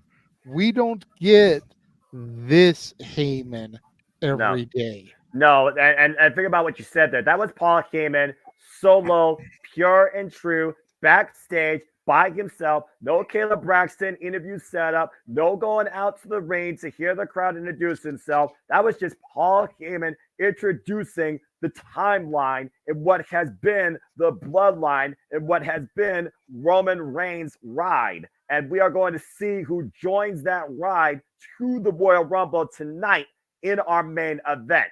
But before first, boy. Legend somebody yet to be known take on Pretty Deadly next on SmackDown. And speaking of the ride, we of course are going to be along for the ride in the shotgun position or the driver's seat as we head on the road to WrestleMania. And it all starts at the most captivating, mind-blowing, dream-making night of the year where you never know who comes out when the clock hits 0 and you're left astonished with one-of-a-kind moments. It's the start of the road to WrestleMania, folks. We'll be coming here, the Royal Rumble, Saturday, January 27th.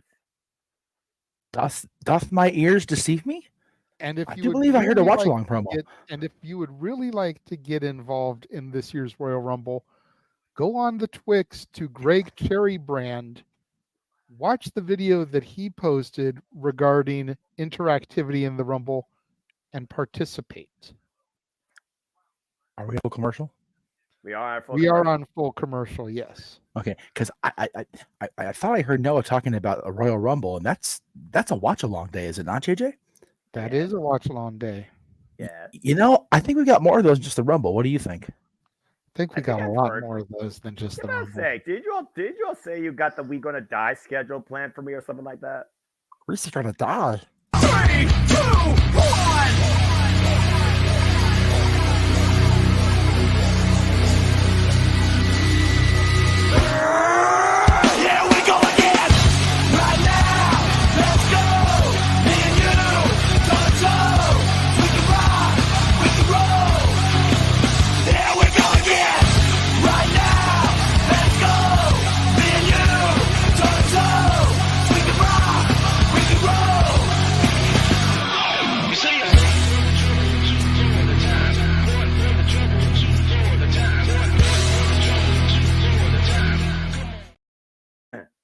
All the wrestling, all the wrestling, all the wrestling, all the wrestling, all the professional wrestling. Damn it! And sports entertainment. But I'm finding sports entertainment more intriguing, including NXT. There we go. We literally had, 3 shows added to the lineup just this week already? Yeah, and thank God I didn't redo the trailer yesterday morning after you sent me the first stuff, because then they added the sacrifice, and I was like, you know what? Fuck you, TNA. Hey, don't say that about TNA. They gotta do their monthly thing. Hey, I'm not mad, but Jeff knows how frustrated I was getting when something would get announced, like was announced yesterday morning with the Canada stuff. I would then go and update the watch-along trailer. And then later that day or the next day, before we could even run it, something else is announced. And it's like, now I have to go back and re-edit it. Well, I mean, again, JJ, wrestling waits for no man. So you just got to be prepared for the unexpected. And Sky was prepared for me again tonight as Damage Control comes together to celebrate with still the WWE Women's Champion, Sky. And to Walter's question and statement here about assuming Sheamus returns here, that's not a fair shout. However, they keep hyping this with the wording of with the breakup of the Brawling Brutes. Right. And Sheamus was the leader of the Brutes. Now, of course, they could just be alluding to Ridge Holland and Butch. Ridge is now on my NXT. Butch is still on the main roster. but I have a strong feeling that based off of the last few times that the Bruiserweight came home to NXT, that this could be the SmackDown debut of the big strong boy, Tyler Bate. It would make sense, in my opinion. You bring back British Strong Style, but also, here's what also makes sense. Put in your notes, folks. Bayley has officially declared herself for the Royal Rumble, and if I have to guess, JJ, your EST is also about to enter the fray, it seems. Yep, there she goes. There she goes again, getting in the Royal Rumble. What's a qualification match in 2024? I'm just saying. Anyway, Right. it's social media, but the past era, it is what it is. But yes, and again, we'll be covering the Royal Rumble, covering all those events here, folks. And of course, the next Australia event will be next weekend at TNA Hard to Kill. And I'll just go ahead and say it right now, as is tradition.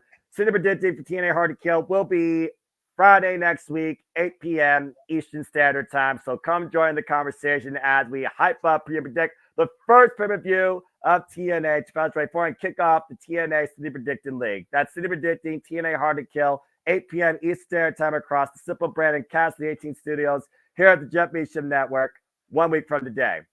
And of course, I'll get to you in the night. All right, there you go. And Walter over here in the chat not telling us something that we don't already know. Right. Yeah, I will say this. I would love to join something big, but I will be on my life in the fast lane headed for the Fabulous Forum. So y'all have a wonderful prediction show. Absolutely. Appreciate you. Thank you. And of course, Have I mentioned I'm stoked yet? That's not that. Oh, right. Well, anyway, as we continue our way to the Royal Rumble, Pretty Deadly right now has a Brawling Brute to contend with tonight. And here we go. It's fight night. Fella. Tron still showing Ridge Holland on it. That's interesting. Yeah, and Rich Holland, of course, says that he's going to show us the real Rich Holland in your NXT, not the guy that some reason sees to, with anybody he competes with, injures. So let's see who the Brawling Brute Pete Dunne has. What? Oh, go, baby! I was right. It's the big strong boy, Tyler Bate. British Strong Style reunited, and the two defining pillars of NXT UK, the inaugural NXT UK champion and the second ever NXT UK champion, coming together tonight. These two that redefined British Strong Style in Progress Wrestling and on the British wrestling scene before coming to WWE. It's British Strong Style versus Pretty Deadly. This is totally your NXT UK, Noah. It absolutely is. What a partner choice for Pete Dunne, the Bruiserweight and the big strong boy. Pete Dunne and Tyler Bate have been literally defining what British Strong Style and British Professional Wrestling can be in and out of WWE for the better part of their entire careers. These two are the finalists in the inaugural NXT UK Championship Tournament. The young working man from Dudley, Tyler Bate, looking to start things off here against the former NXT UK longest reigning tag team champions. Bell raids are underway. Again, Strong Style, a very unique style for those that don't know. Focuses really on bringing the hardest hit you can to your opponent and also enduring what they bring. Nice head scissors lockup here by, I believe that is Kit Wilson. Yes, I couldn't remember his name for a split second myself. I always remember Elton Prince is the blonde, but I couldn't remember his name for a brief moment. Yeah, Elton and Wilson. We'll just go with that. Yes. Wilson is the brunette. Looks like Tyler Bate finally graduated from Chase U there. He was kind of hanging around as their guru for a little bit. Let's be honest. He never was a student. He was their freaking guidance counselor. Cover two. No. Well, Andre Chase could use all the guidance he could get right now, but I digress. That's a different conversation for another day. Beautiful set of maneuvers there by Tyler Bate. Tag to Elton Prince. Enter tags right now. Meanwhile, in the corner of the British Strong Style, Pete Dunne with the tag. Tyler Bate up and over Pete Dunne. Ooh. Great aerial offense there and a drop kick followed by Pete Dunne. Arm ringer right now by the Bruiserweight. Again, if you did not see their match in NXT TakeOver Chicago, redefining the NXT UK Championship when Pete Dunne started his historic 685-day reign as the champion, put in the black and red on the map, you owe yourselves as a fan of WWE or British strong style wrestling to do that, or fan Pete Dunne. And speaking of which, Pete Dunne loves to do a little bit of drum manipulation, bringing the hand down, and vicious stop. Might have broken his fingers there. Tag to Tyler Bate. Well, I don't think neither of these men are done. You see Tyler Bate picking up speed, up and over, but that's hoping Jesus. for a speed moonsault stereo combination. What a showing so far by the reunited British Strong Style here on SmackDown. Action rolls on, folks. As we go to full-on commercial break here, Meacham. Yeah, of course, they always do that nonsense. Anyway. NXT UK, NXT UK. Eddie Shepherd It's like this is all his NXT UK, and this is dude. my NXT. I love it, man. Because I had Tyler Bate and Pretty Deadly, not so much Pete Dunne. Pete Dunne wasn't really there when I started watching. He was already on his way out. Yeah, of course, Pete Dunne lost. I think I had him for like 2 months tops. Yeah, if that. Of course, Pete Dunne lost the NXT UK Championship to Walter Talingarolo, who started his incredible reign and took NXT UK all the way, practically to the very end, including enduring a 46-minute bout with big, strong boy Tyler Bate at NXT UK TakeOver Cardiff, one of my favorite matches in WWE history. Anyway, I got full commercial now. Fuck commercial. I was going to say, while we're on commercial, we have a for the party tomorrow as well, JJ. So me going as the wise man is now out. Dylan going as either Cody or Solo is out. Damn. We are instead pairing up, he and I, to be the WrestleMania main event exiting undisputed tag team champions. Steen Erico. Going to be Sammy. Well, Sammy and Kevin. Yeah. I figure you're going to be Kevin. If anybody else tells Kevin Steen, I am dressing as him for a birthday party, I will end your existence. I mean, I know you're the ginger. Yes, but I had no hair. No disrespect. You have the size for KO. I had the size for KO. This is fair. And it's one of those. I figure if he's Generico, I can bring my mask for him to wear. Well, we're going as Sammy and Kevin, but if we deviate a little bit into the Steen Erico era, we'll definitely ask you, because the coat did not get brought over because we all didn't make the stop we were supposed to make, so it kind of was what it was. That's why. So now that can change in the next couple hours. This is a teenage birthday party. It is what it is. At the end of the day, as long as Natalie is extremely entertained and satisfied with her birthday, that's what matters in the day. And on behalf of the Multiverse of media, I know we all wish Natalie the happiest and joyous, most entertaining birthdays. Enjoy yourself, young fan. We are back here on Friday Night SmackDown. Big, strong boy Tyler Bate making his SmackDown debut alongside Butch, British Strong Style, taking on Pretty Deadly in tag team action here. And it looks like during the commercial break moments ago, Pretty Deadly was able to capitalize and take advantage here, as Pete Dunne had a submission to hold and got clubbed. Yes. JJ, go ahead before I go off. You were going to say something. I'm going to say it is my intention to try to have her pop in at least for the introduction of Open Mic Night tomorrow, so everybody can wish her a happy birthday. All right. And I will try to have pictures of all the guests dressed as their wrestlers for air on the show as well. Yes. Duct tape on shirts will be a thing. I'll probably just wear my duct tape KO shirt on the air and just might as well not change if we're being honest.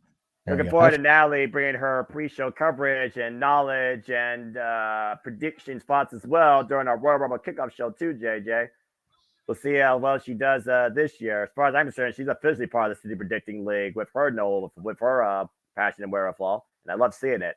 Actually, right now, the Tyler Bate up and around, beautiful terrace takedown. Huge head scissors there. Effortless by the big, strong boy, the working man from Dudley. Oh! Unique escape into the knee strike. Follows up with the uppercut. Out of the corner. Taking on Pretty Deadly 2-on-1. Beautiful exploder. And a kip up. Effortless kip up there. Running shooting star. This is what you guys missed by not giving my NXT a chance. Thank you very much. And you helicopter spin by the big strong boy onto Kit Wilson. This is what they missed, not giving NXT UK a chance. That's fair, but they were on my NXT more recently than they were on UK. So he's still going right now. He is still going. Tyler Bate is not slowing down. Oh, man. Shades of Cesaro with his swing there. Tag now to Butch, and Butch looking for something big out of the corner. Oof, double team offense. I mean what I said and said what I mean, Mansfield. Clothesline, German suplex combination, covered by Pete Dunne and broken up by Elton Prince. You want to produce and direct, you can pay me to be on the air, Mansfield. Oh, God. Nasty backhand there by Tyler Bate. Once again, Butch and Tyler Bate up on the apron, opposite corners here. Bate plus eats a thrust kick.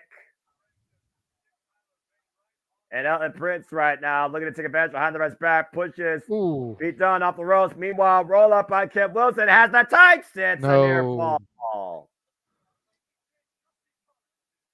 Kip Wilson almost stole it there. Butch once again, though, back to their hands. Pete Dunne saying, make a wish. Blind tap at Tyler Bate.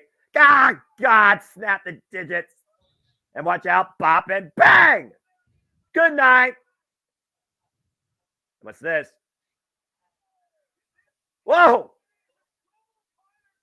Double Tyler driver. Tyler Bate with the win.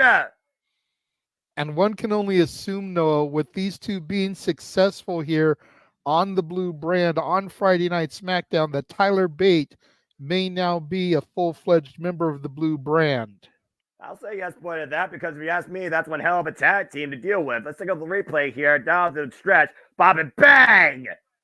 Knocked Elton Prince back to that yellow brick road. Meanwhile, double underhook. The Evolution, the Tyler driver, 97, and Tyler Bate with the win tonight alongside British Strong Style running mate Pete Dunne.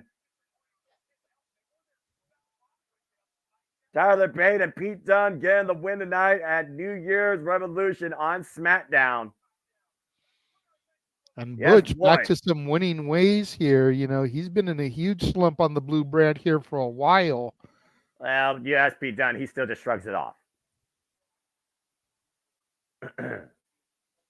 Meanwhile, as we look back at the retrospective of AJ Styles and Randy Orton, let's look back at 2023 at the rise of the megastar, with everybody saying L.A. Knight. Yeah. As we saw, JJ, L.A. Knight literally broke through in the people's eyes throughout all of 2023. He became the people's choice, the people's voice. He became Fox Sports champion. Exactly. Fox Sports 2023 voted 2023 Breakout Star of the Year. Crown Jewel was his biggest moment and biggest crowning opportunity as he main evented that night against the tribal chief Roman Reigns. It was a blunt force trauma that looked like we were going to usher in a new champion, but Jimmy Uso saved Roman Reigns once again. And LA Knight was not going to keep that, was not going to take that standing down. Now he's got a huge opportunity to once again go after that crown. But this time he has to overcome the guy whose spot he took, and a guy who literally would do anything it takes to get to that spot. All three men are here with the same motivation, the same opportunity on the line, the same mission. But will it go to Randy Orton, AJ Styles, or LA Knight? That is to be determined. Still to come in our triple threat main event. And it is up next, folks. One of these three men has a date with destiny at the head of the table against the tribal chief Roman Reigns, as the winner will earn an undisputed Universal Championship match at the Royal Rumble. It is AJ Styles, Randy Orton, and LA Knight coming up next on SmackDown New Year's Revolution. And we're on full commercial. Once again. It occurred to me when you were giving the plug for Friday that Wednesday I ended up going out, as you guys know, and went to the club we always go to, the restaurant and Borders in LA. And for the second time that I've done this, I ordered the full mac and cheese, boxed it up, had them put it in the fridge, and forgot to bring it home again. That's a $17 plate I barely ate half of. I'm more than half mad at myself. That's pretty pissy. Oh, damn. Yeah, very much so. Bum, bum, bum, bum. Because I mean, the menu says best mac and cheese. Yeah. No, I've had mac and cheese out a lot. Love me the mac and cheese out having out food. It is not a false advertisement. Add a little bacon to that. They got to drag me out of that place more often than not. But that's not the second time because I was this Wednesday I was tired, number one, distracted with group drama number 2 and 3, trying to get my happy ass home in time to relieve these two poor bastards, him and James off Wrestle Kingdom. So Relieve James anyway. Relieve James, yes. Yeah, hell, when I got home, the show picked up exponentially with the last half of the show. So, not because James's call was bad, just because the quality of the matches was just by God believable in that second half. Holy shit! Well, of course, I mean, you such a figure great that night. the card is going to move.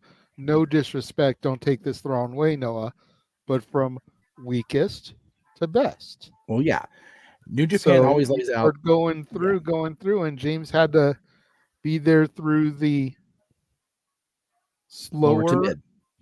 I guess would be the word. I don't know. I haven't watched it, but the better matches are going to be saved for the end. Yeah, I lower would to say, mid card. I would say undercard, and I completely agree. I mean, when I freaking built everything I could inside of me to pull myself together for the Network Championship match, it was just, full throttle. And the never title match, I unleashed something in me that I haven't unleashed within me in a long time when it came to Tamatanga and Shitakagi beating the living shit out of each other for the baddest motherfucking title. So you're not wrong, JJ. I agree 100%. And it is, and I feel like a lot of pay-per-views are like that for a reason, because you want to constantly drive the audience forward. You don't want to hit a peak and then try and bring them up again. And I think Wrestle Kingdom did that rather smoothly. Yeah, I like that New Japan lays out their card. This is what we're doing first. It's like they give the fans the run sheet, which is great. Yeah. And there's no like cool down matches like we talked about on Monday, man. Those poor girls had to follow The Rock and proceed the world title match. They were WrestleMania 18 doomed. Mm-hmm. And that Rock segment went way longer than it should have been. I'm being perfectly honest here. Well, I think part of it was not that the Rock segment went long. I think it was that the gender segment went long. Yeah, that's fair. I think the gender part went long because of something else earlier in the night. Yeah, because Jinder got 5 minutes. He barely needed 2, if we're being real. Like, honestly. Agree. You're like, not. He didn't need that full 5 minutes to get everybody ramped up. It was the Kofi thing. Yes. The Kofi and Jay versus Imperium because of the injury. Yeah. Because of the injury. Knocked out. They had to give Jinder more time to stretch it. Yeah. Well, that's why it felt like that took so long. Well, they should have given that time to those women, regardless of the spot, because that was just messed up. Well, okay. But hindsight 2020. I'm not the guy with the pen. If you give that time to the women, they're still trying to follow The Rock. That's fair. It doesn't matter, unless you put them on before The Rock, they're swimming upstream. And they're swimming upstream in a tidal wave. Yeah. Tidal wave. Rock covering all media platforms. As you can see here, Rock making headlines. Of course, it's the freaking Rock. Yep. Even the world champion and Drew McIntyre had to swim up creek, man. They were struggling too. They had a great match, but they were predestined to have to struggle. It was just the nature of the beast, unfortunately. And I do wonder if Drew McIntyre now will look at himself and blame himself for the fact that he was unable to capture the Heavyweight Championship. I don't think that there's really anybody you could have put in that spot that would have been able to succeed. No. Even if you had had CM Punk come out, Hulk Hogan makes a special appearance. Like, you're still following The Rock. Yeah. Oh, we got Ashanti the Adonis in Nick Aldis's dressing room right now, his office. I forgot he existed. Yeah, I was speculating about that the former champion may have been Hogan before I saw that The Rock was in Pasadena. Apparently, they've got a full 40th anniversary thing for Hogan planned at the end of this month. So I'm like, oh, gee, what am I wearing the last week of January on the network? Probably for the 31st anniversary of Raw. I'm about to say, I yeah, mean, we're approaching there the you go. 31st Probably anniversary of Raw. time it at the same time. Figure January 23rd is a Tuesday, so we'll be between Raw and the Great Cherry Rumbles draw show. So Looks like next week we're getting Bianca Belair taking on Bailey. Pay-per-view Ooh. rivalry Monday Night ahead of the Royal Rumble. And also next week, JJ on SmackDown, it looks like we're also going to get Karen Grimes taking on Grayson Waller. nice. Maybe could Karen be Grimes can finally another find some banger. fuel on that launching pad. Getting Cameron a little TV. Now, I like that. We're getting a battle of your NXT women versus my NXT men. Yes. Ironically. And then we've also got Joaquin Wilde and Cruz del Toro taking on Angel and Humberto. Ooh, The that's going LWO, to the be a God good, of solid tag. The God of Phantasma coming ahead. But before all But that, it's now time for it's tonight. time to get phenomenal. Because JJ, it's time for tonight's main event on the first SmackDown of the new year, New Year's Revolution. Jay, I don't remember when you stopped watching TNA, so forgive me in advance, but they put up a one of those long timeline threads they do often on Impact Wrestling. Yep. The history of the Lone Wolf of AJ Styles I saw during the that. Aces and Eights stuff. I watched that. I'm like, I had forgotten how, because people are, oh, it's Sting and NWO. It's like, no, it is so much more layered than that. It was so underrated and so underappreciated because it was during the Hogan and Aces and Eights era. Yeah. That was such a good story they told with that. I was like, all right, TNA, you done good there. It was a tail end to a rather oddball story that worked out with AJ Styles being the finishing phenomenal note it needed. Yeah, and it was cool to see that it really started with the final dig at AJ from Frankie and Chris. By the way, condolences out to Frankie Kazarian and Gutter Candy and the family and friends of his first name is Rick, but I'm going to give the stage name Stin Balls. Forgive me, Lord. The drummer of Gutter Candy just all of a sudden passed away recently. One of the original members of the band. Frankie has announced that they are canceling their show on January 11th, the lead into Hard to Kill in Vegas. I think Frankie's still competing on Saturday next week, but I have not talked to him since the post went up today, so I don't know. I know that right now he's not been booked for a match yet. Oh wait, no. Yes, he's on the pre-show. Yeah. Him and EY against Eddie and Brian, I think. I have to double check. I think so. Yeah, Brian Myers. Yeah. Okay, thank you. So he is booked. I'm sure Frankie won't miss a commitment for TNA, but the band can't cancel their commitment because one of the band members is gone. So I'm sure he'll be there on Saturday. But yeah, I just want to make sure I got that out there. Condolences to Frankie and God bless that man's family. Oh my goodness, it was so sad. Oh. Yeah, about to say again, there's just unexpected occurrence that happens that you just don't know how to really cope with, but you gotta figure out how to cope with. That's the nature of life. You know, Walter makes a great point here, but I'm going to offer a counter, if I may. Yes, AJ getting the championship shot at the Rumble after debuting the Rumble. Think about where he was a year after his debut. 2016, he debuts in the Rumble. 2017, he's in that unbelievable match with John for the championship. Yep. That's a hell of a first year, if you ask me. Absolutely. One of my favorite matches ever, John Cena, AJ Styles, SummerSlam, and the Royal Rumble. The Royal Rumble literally being a match only contested within the ring itself. And I think that's a very interesting note that people forget about when it truly came down to who was better inside those four ropes. That's what makes me a fan of professional wrestling, damn it. That's professional wrestling. It was just so sad because they had such an unbelievably great match. And even the Chamber, which is usually a cluster anyway, and Bray winning, great moment.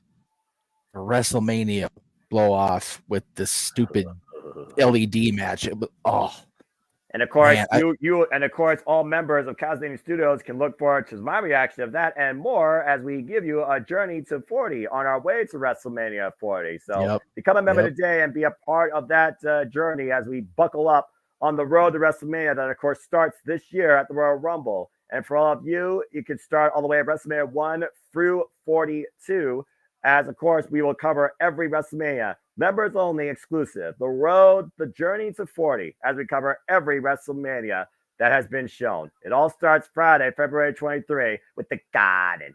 WrestleMania 1 as part of our retro watch-along events library, exclusively to members of Castle AG Studios. Jeff had to do math. Jeff didn't have fun. Yeah. Count back from 40, double nights on. I like math, and also, yeah, it's crazy to think about how much content there is when you figure about we're going into WrestleMania 40 this year.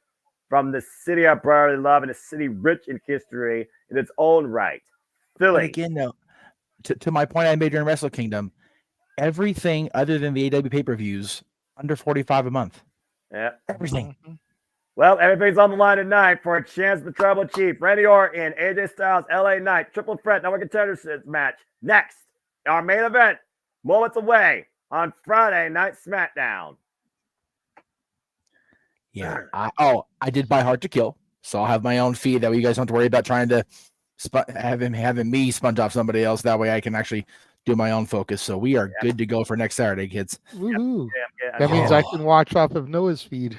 There you go. See? Got you. Yeah, because Fight TV allows you to do that. But the other services that are being exclusive, trying to be smart now and be like, you can only watch on one device. Yeah.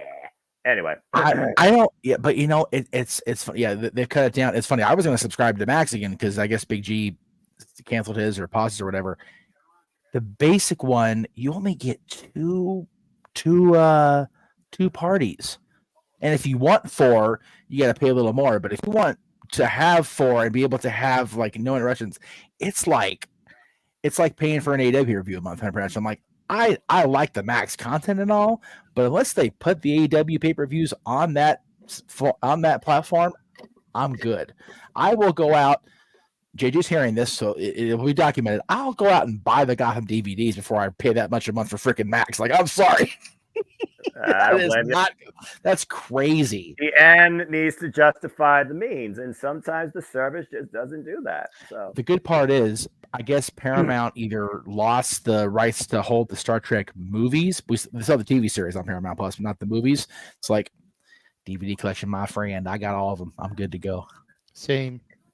Yeah, I've got all of them, and I've got the digital copies. Exactly.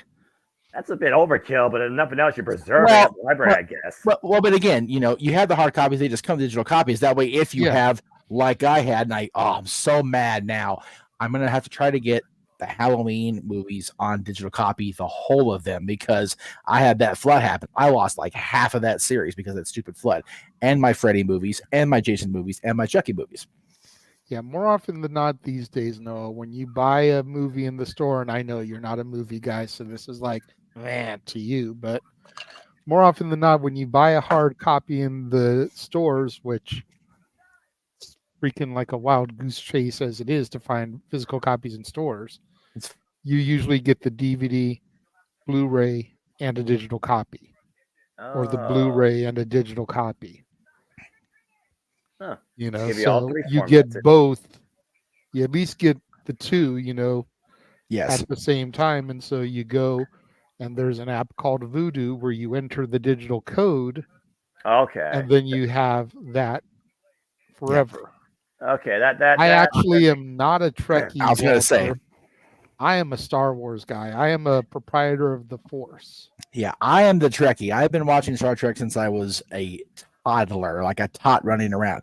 I became a Star Wars fan with these special edition releases, which again, depend on how big a fan of them is. It's either the greatest thing in the world or they're no, Mr. Lucas. And George was like, dude, this is what I wanted to do. Y'all chill.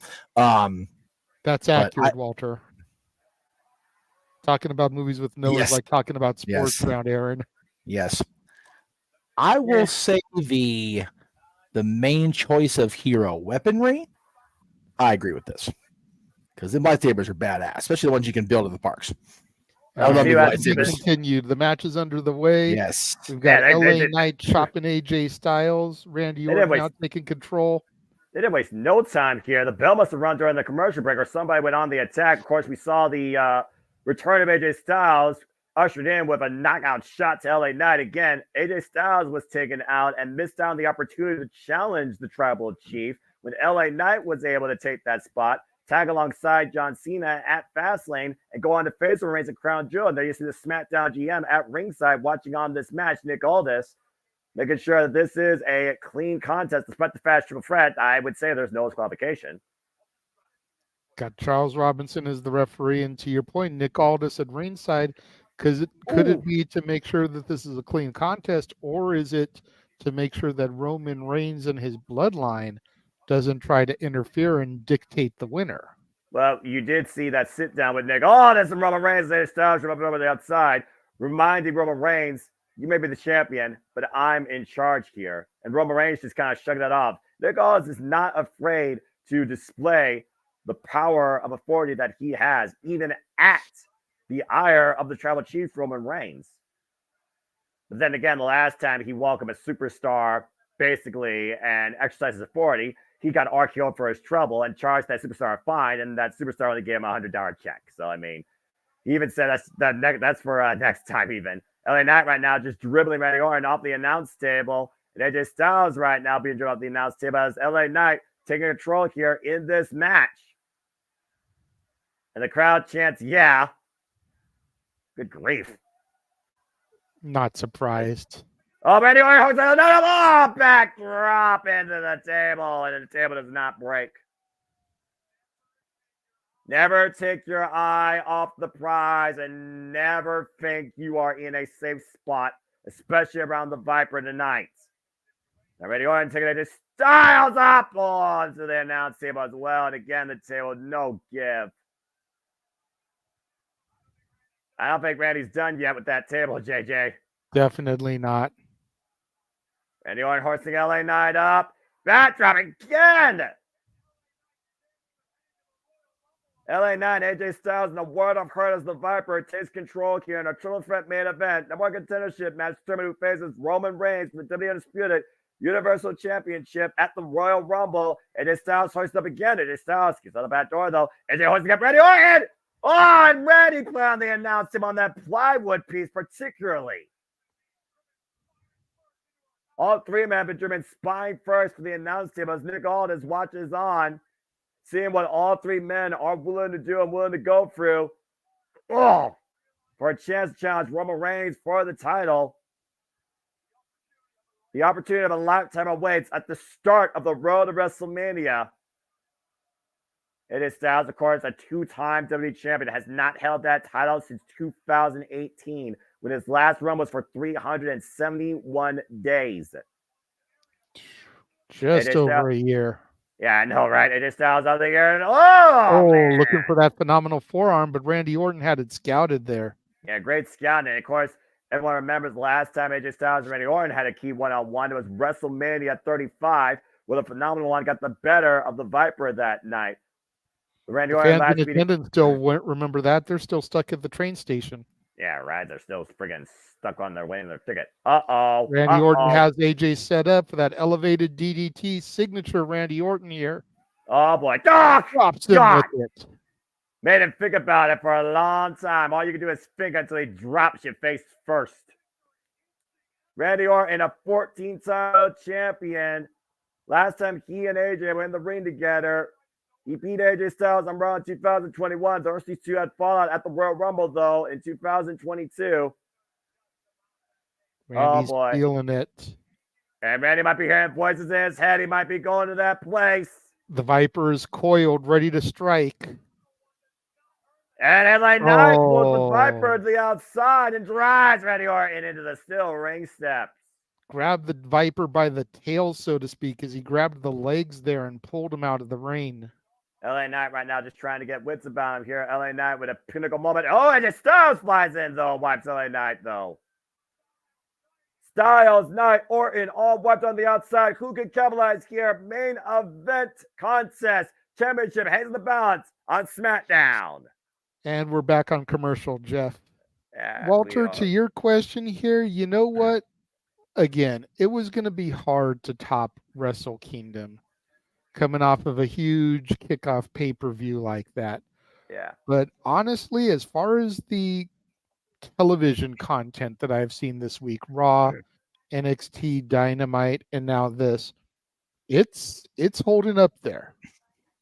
Everybody, for only everybody. 4 matches, at the end of the day, again, commercials be damned. They are what they are. It's television. I The know. pace has flowed. Yeah. There hasn't really been a drag or a lull in anything. Everything has just kind of moved. And considering it's a quarter till the end of the show, you don't feel like the show should be over yet with the way everything's going. I think they've done really well with this one. Noah? Look, I call myself a fan of professional wrestling, damn it. And I always take sports entertainment with a grain of salt. But I will say that every player this week have been hitting all the right spots here. It's been a very good launching pad for the industry. And this SmackDown particularly, as I've always been more of a fan of the blue brand versus the red brand, because I recognize blue as the wrestling show, red being the entertaining show. All the matches have been very much spots on point tonight, very paced out, despite the fact that, again, television fucking sucks. Again, I'm not one to rank. I'm not one to be like the greater inequality, dumb shit you find on social media. I'm not one to, chastise or verbalize or bias, standardize.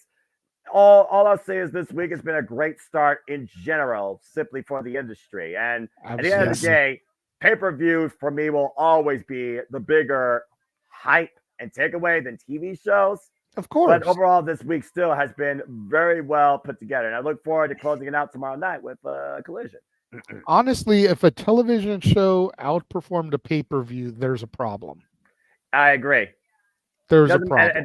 And it's not about the pay-per-view within the same company. I'm just talking about pay-per-view in general. If there is a pay-per-view from the industry and there's a TV show from the industry that outperforms that pay-per-view, no matter what companies those pay-per-views and those TV shows represent, then you got an issue. Because as far as I'm concerned, you can try and make TV pay-per-view level all you want, but the pay-per-view at the end of the day has got to be where the big bucks come from.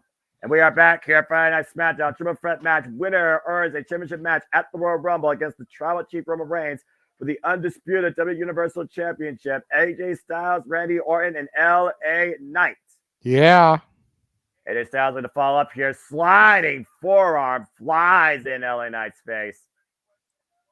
Of course, we saw LA Knight make a phenomenal return after being taken out by the Bloodline and exercising his anger against LA Knight, because LA Knight took the opportunities that were for him away from him.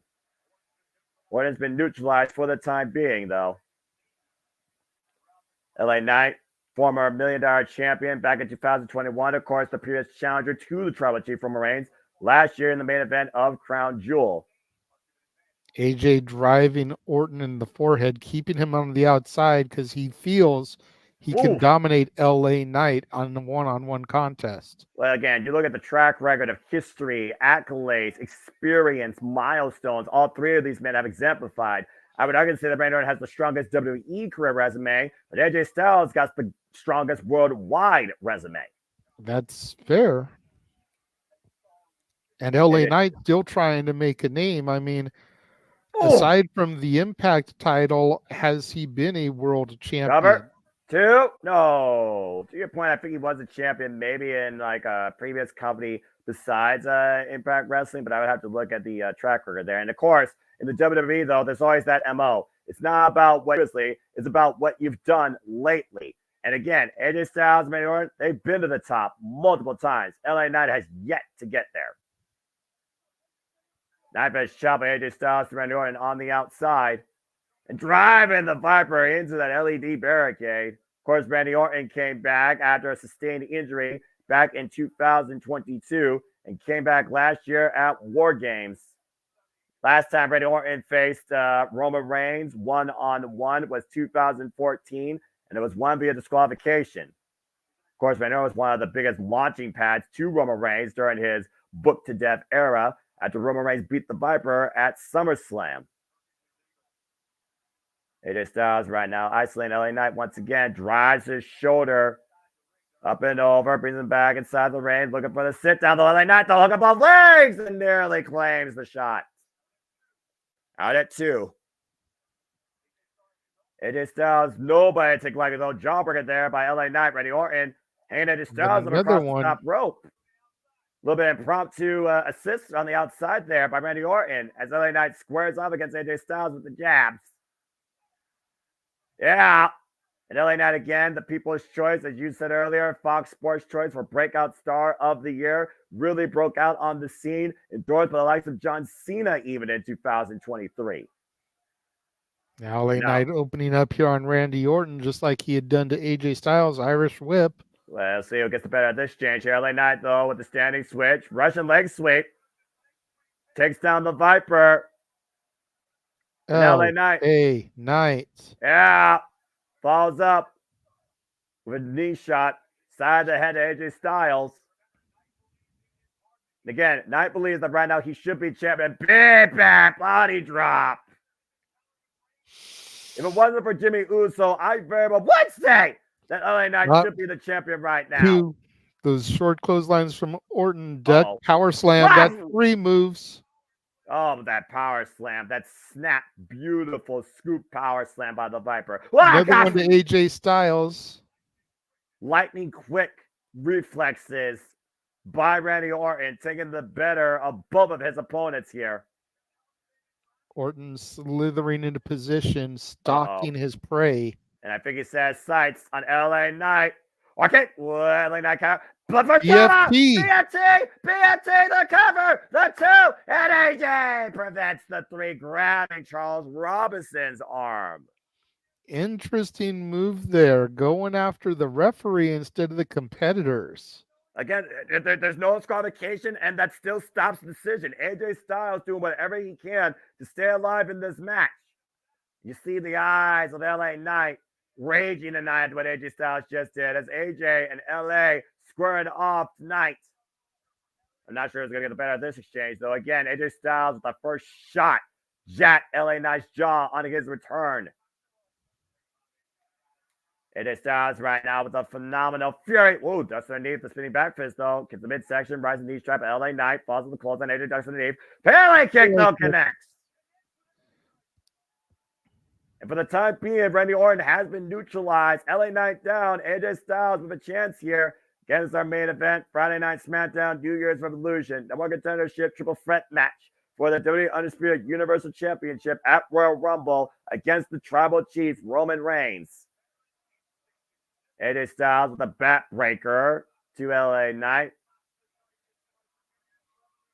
All 3 of these men looking to start the new year with the greatest chance possible at the start of the road to WrestleMania to become the headliner. What is AJ looking for here off the top rope? 450 splash! Cover! 2! No! Thought he was going to set up for the phenomenal forearm there, but he surprised me with the springboard 450. Look at this again, Noah. The full closing rotation and the hyperextension of the body for full-on impact, crushing LA Knight, but only for a 2 count. And LA Knight busted the hard way. LA Knight must have caught part of AJ Styles' either elbow or his knee off that 450 splash. LA Knight's still alive in this contest, but I would say barely. Again, the Viper right now nowhere to be seen, as this has right now been put into a one-on-one match.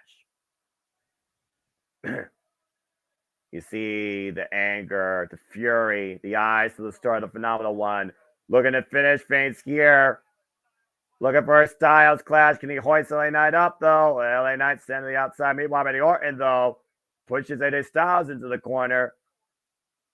Again, these two have a brewing rivalry going all the way back to WrestleMania 35. Oof, and a forearm smash. And meanwhile, you asked for it earlier. AJ Styles might be looking for it here. Randy Orton in position. The springboard phenomenal. RKO! Out of nowhere. Are you kidding me? The cover hook of the near leg. No, LA Knight pulls the referee to the outside. Fair play earlier to what AJ Styles did to LA Knight. LA Knight preventing Randy Orton from capitalizing and punching his ticket to Royal Rumble. And it's perfectly legal here. There's no disqualification. Who's going to capitalize here? Who's going to... Oh, no. Uh-oh. Ladies and gentlemen, the head of the table is making his presence felt for the inaugural SmackDown of 2024. Acknowledge your tribal chief as the bloodline makes their way to the ring. We do not need these party crashers here tonight. Oh boy. So let's call it Jimmy Uso, Roman Reigns, Wiseman, Paul Heyman. The bloodline has arrived tonight on Friday Night SmackDown. So and they do what they want when they want. Takes down LA Knight. Oh boy. Well, here we go. I knew that this was going to happen at some point. Of course, Roman Reigns can't let a freaking challenger be defined fair and square. This is just nothing but an absolute mugging. As all three of these men have all three of these men have really been bowing as if their lives depend on it for this opportunity. Noah, I think this is going to lead to a fatal four-way. Yeah, I think you're right. So it's called, though, with the steel ring steps in hand. Oh, this could be devastating. Ah, they are in right into Orton's head. Jimmy right now tripping the table. Ringside.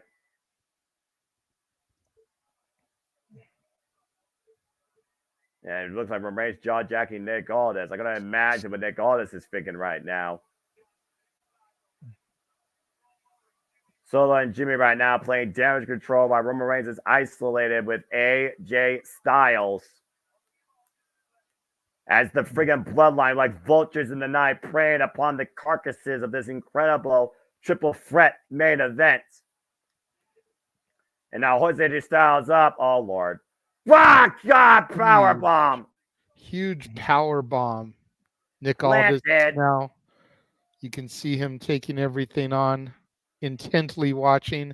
Roman throws AJ out of the ring. Well, it's not like Roman Reigns can do anything on his own. Let's be honest here. For the better part of the last year and a half, I don't give a damn why I'm pissed off. It's the bloodline who's been champions, not him. LA Knight back in the ring, staggering to his feet.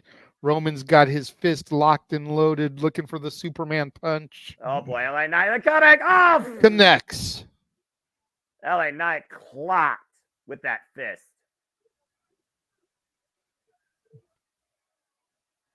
And Roman Reigns right now picking up speed. Bam! Through LA Knight. Good grief. Can we get some security out here? Nick Aldis, reestablish some control in your own damn show. AJ Styles has been decimated. LA Knight taken out with a Superman punch and a spear.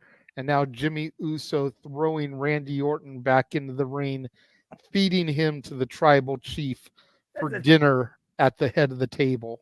This is bullshit. This was a phenomenal triple threat match, and we still don't know who's going to challenge Roman Reigns at the Royal Rumble. This freaking idiot, this desperate coward of a fool, this desperate man to hold on to his crown any way he can, neutralizing the fail with a spear and Samoan spot to Randy Orton before somebody could literally be defined to challenge him. Coward. Desperate coward. That's all I see here. I don't see a tribal chief. I don't see a big man. I see a desperate man who's doing anything possible to hold on to what's been handed to him. Hey, hold on here. What's Nick Aldis doing with Paul? Hey, they say desperate times call for desperate measures, Noah.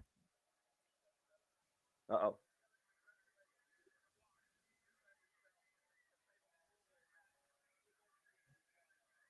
And Nick Aldis telling Paul Heyman to tell him congratulations. He's just earned himself a fatal four-way match against all three of these gentlemen at the Royal Rumble. As New Year's Revolution concludes, Roman Reigns finds himself in a fatal four-way very soon at the Royal Rumble. For the Regular Wrestling JJ Williams, I'm the Seminole Foster.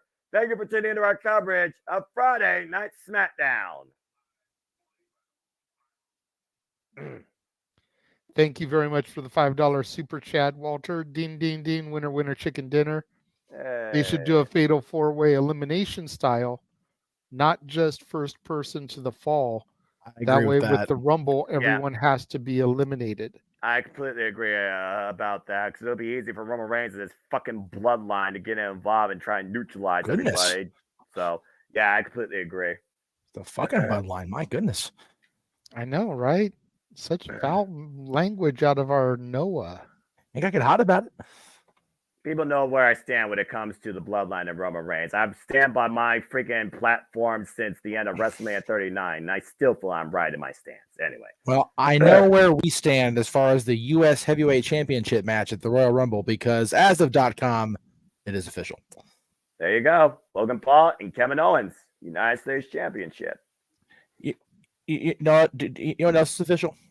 What? I'll tell you what's official, JJ. I'll tell you both. Just come back and I'll tell you both at the same time. What? Our next watch along. Ah, yes. Hard to Kill. Saturday, January 13th. And of course, that is also the introduction of the TNA Plus service, as of course the Zero would take place exclusively through there. And you could also watch the Hard to Kill pay-per-view for either Fight TV, as you've been used to, or through the TNA Plus subscription service. And by the way, speaking of fans on Fight, I've been notified and did confirm. If you bought NWA pay-per-views on Fight, you may want to go talk to Fight because they're gone. Damn. Yeah, I'm a little pissed. Not gonna lie. After Hard to Kill, of course, if I may, as we have said numerous times, we are indeed going to freaking die. Yes. Yes. Royal Rumble, Vengeance Day, TNA No Surrender, WWE Elimination Chamber in the middle of the night, Eastern Standard Time, I'd say. Yeah, I have a feeling we're going to just have to wait on that one because I don't know if we're going to be able to do a 2 a.m. call start time. Yeah, that's right. Well, okay. Logistics at residence is what we're talking about in JJ's case. Yeah. I know you can do it, Noah. I know you can do it, Noah. Yeah. I can't logistically, and considering that this is a sports entertainment pay-per-view. Yeah. Say if it was AEW or Impact or NJPW, there'd be no problem there. Yes. Damn right. Yeah. So what we may need to do is push that to where it's a 9 a.m. Pacific, noon Eastern start time. Yeah. There you go. Yeah, the show will be over. It'll already have happened, but let's be real. How many people are going to be staying up at 2 a.m. to watch a WWE PLE? Keyword Most WWE. We're going to go memes and watch it when we wake up. Keyword WWE. I'm going to guess not a lot. Yes. But then AEW Revolution. TNA announcing today's sacrifice, making today's work even more. Oh, by the way, NWA Hard Times is going to be a CW special episode of NWA Power.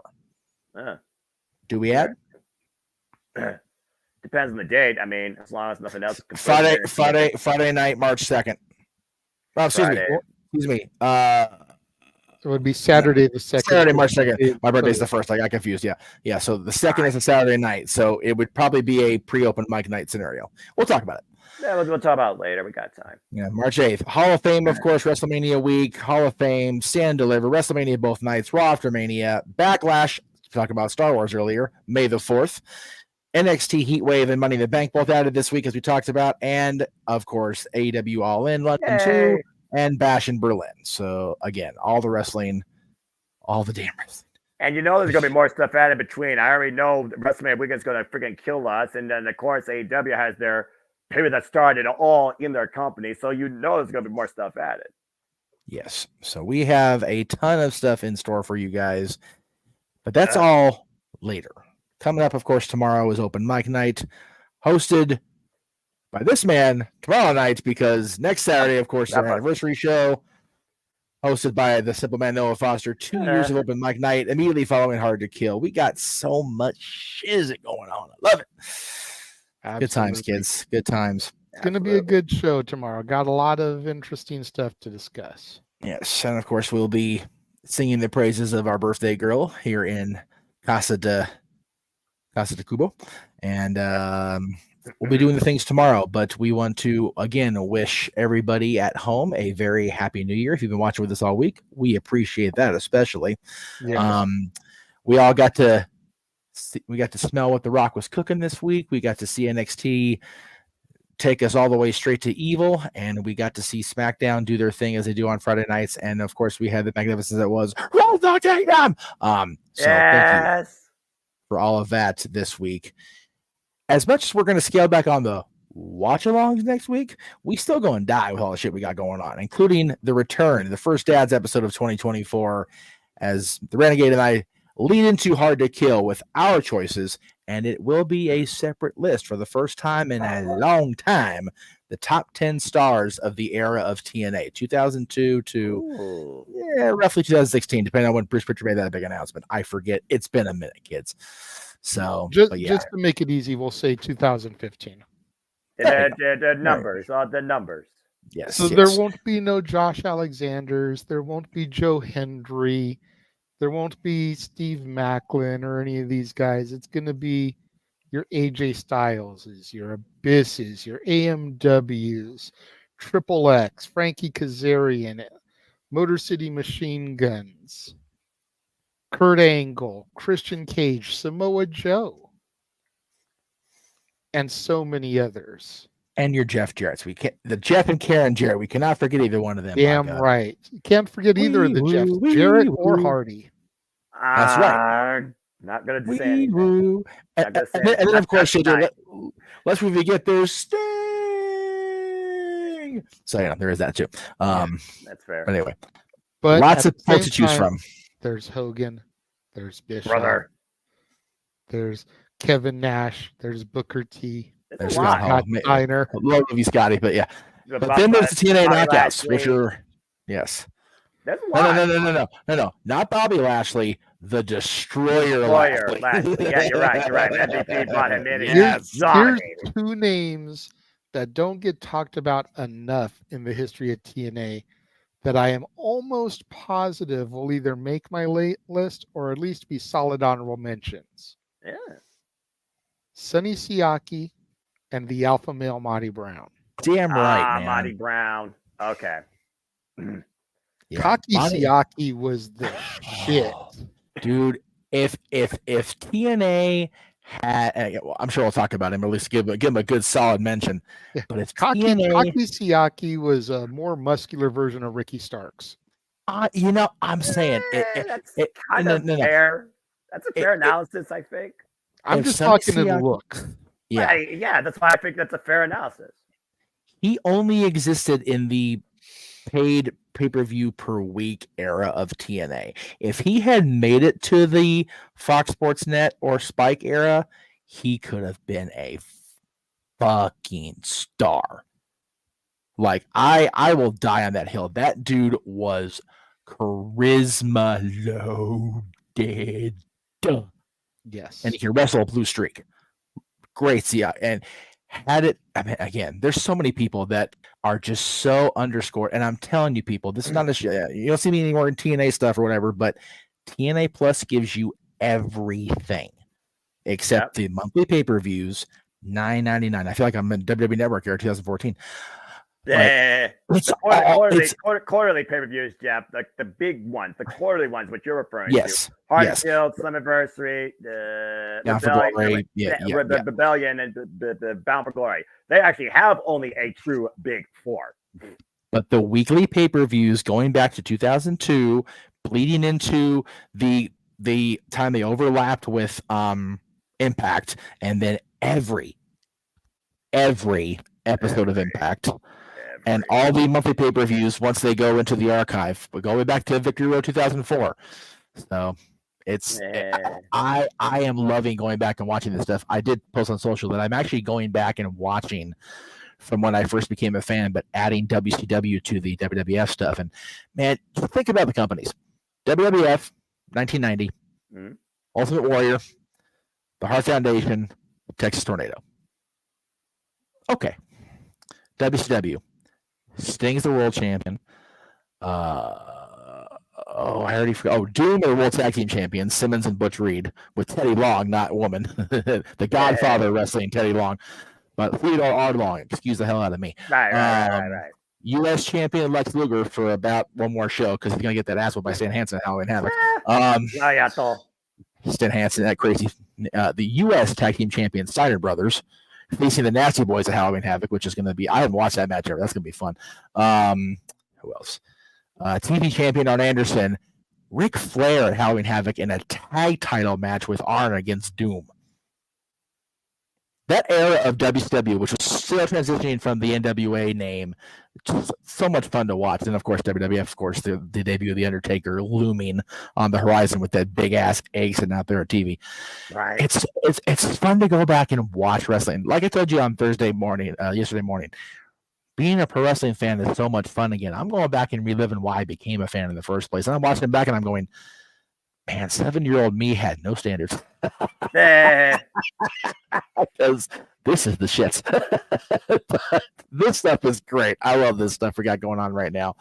And we open mic night tomorrow again. So many. The wrestling world has been kind to us as far as topics in this first week of 2024 and the end of 2023. So I'm looking forward to it, JJ. And it's all fun stuff too. I mean, yes, there's definitely a few things that could spark controversy and negative comments, but we're not talking about those. I made a conscious choice to leave those off of the agenda. We're not going to be talking about Kevin Dunn. Good deal. Kevin Dunn ties to Vince McMahon. There's too much Vince McMahon hate. Yeah.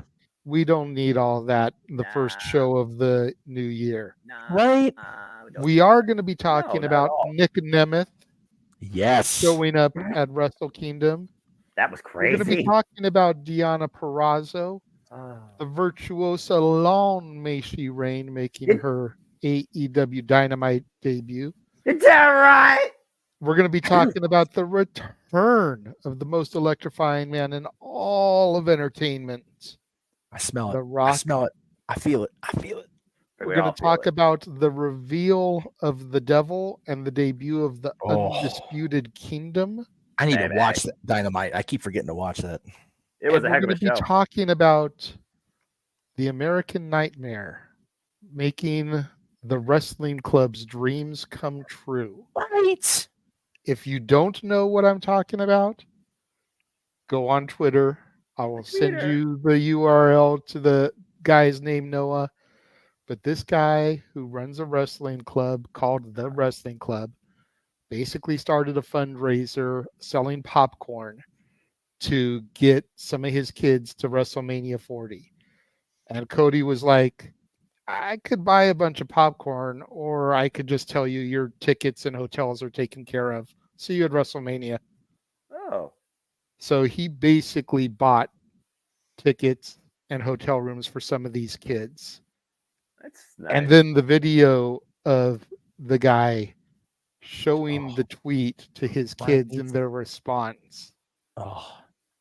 All of that. That goes back to when I first took over and I started that segment of Not All Heroes Wear Capes.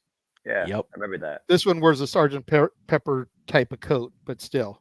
I mean, still. Heroes come in many different styles. So. Jeff, I don't understand why you always praise the Rhodes family so much. Shit like that. Yeah. Okay.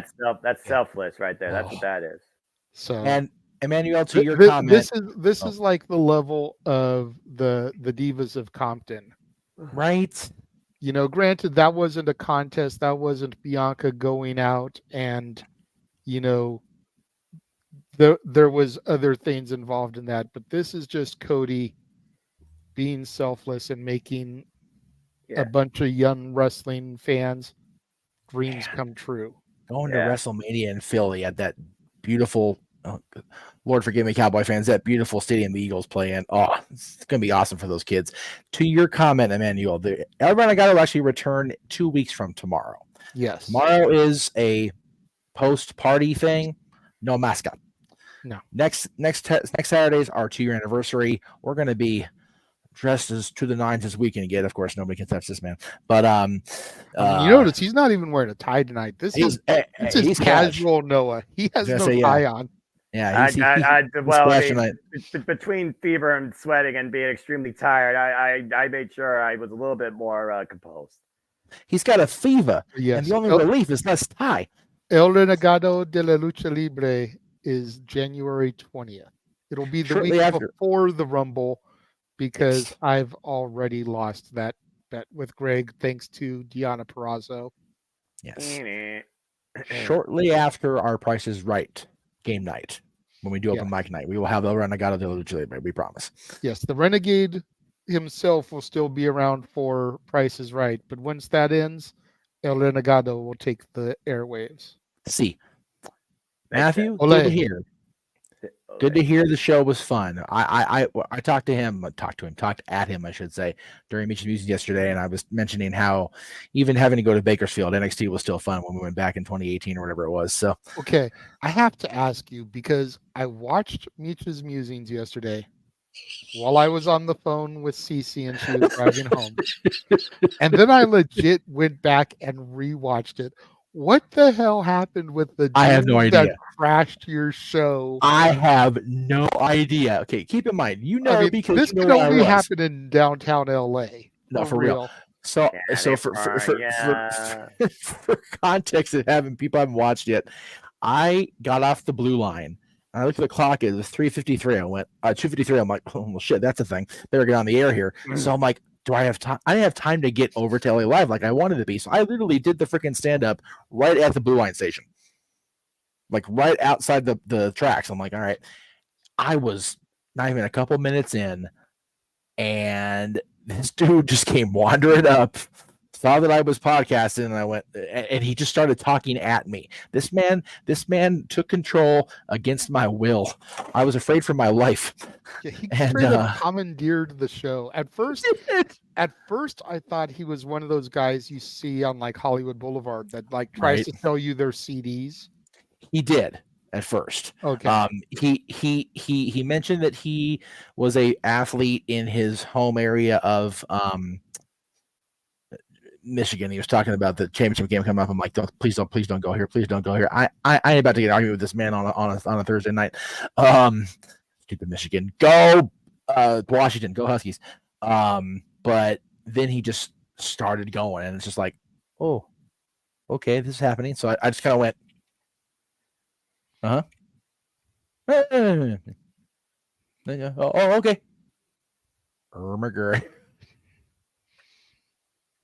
Only in America, folks.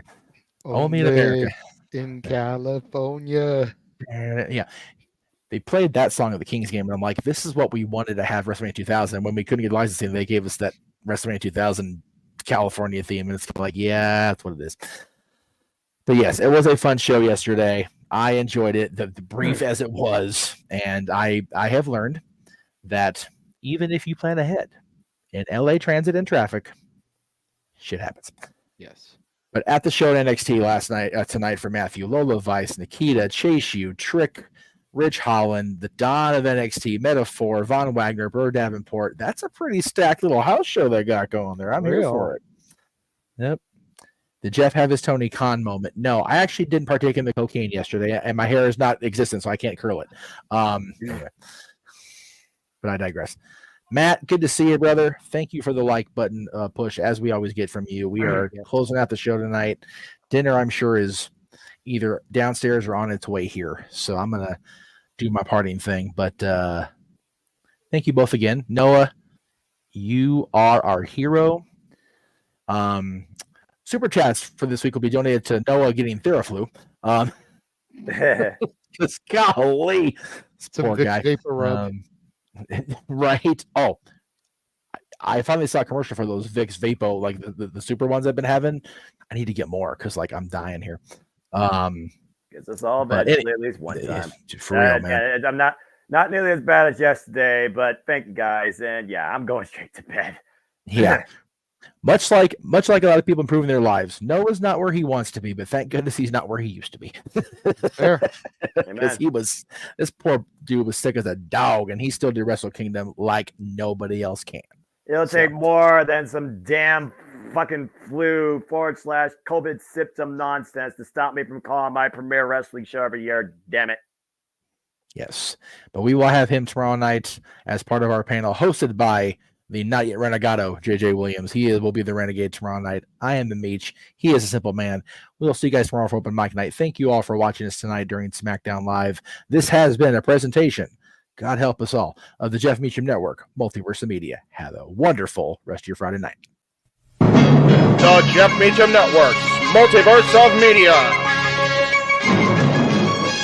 For over 15 years, the recognized symbol of excellence and the standard bearer in coverage of sports and entertainment.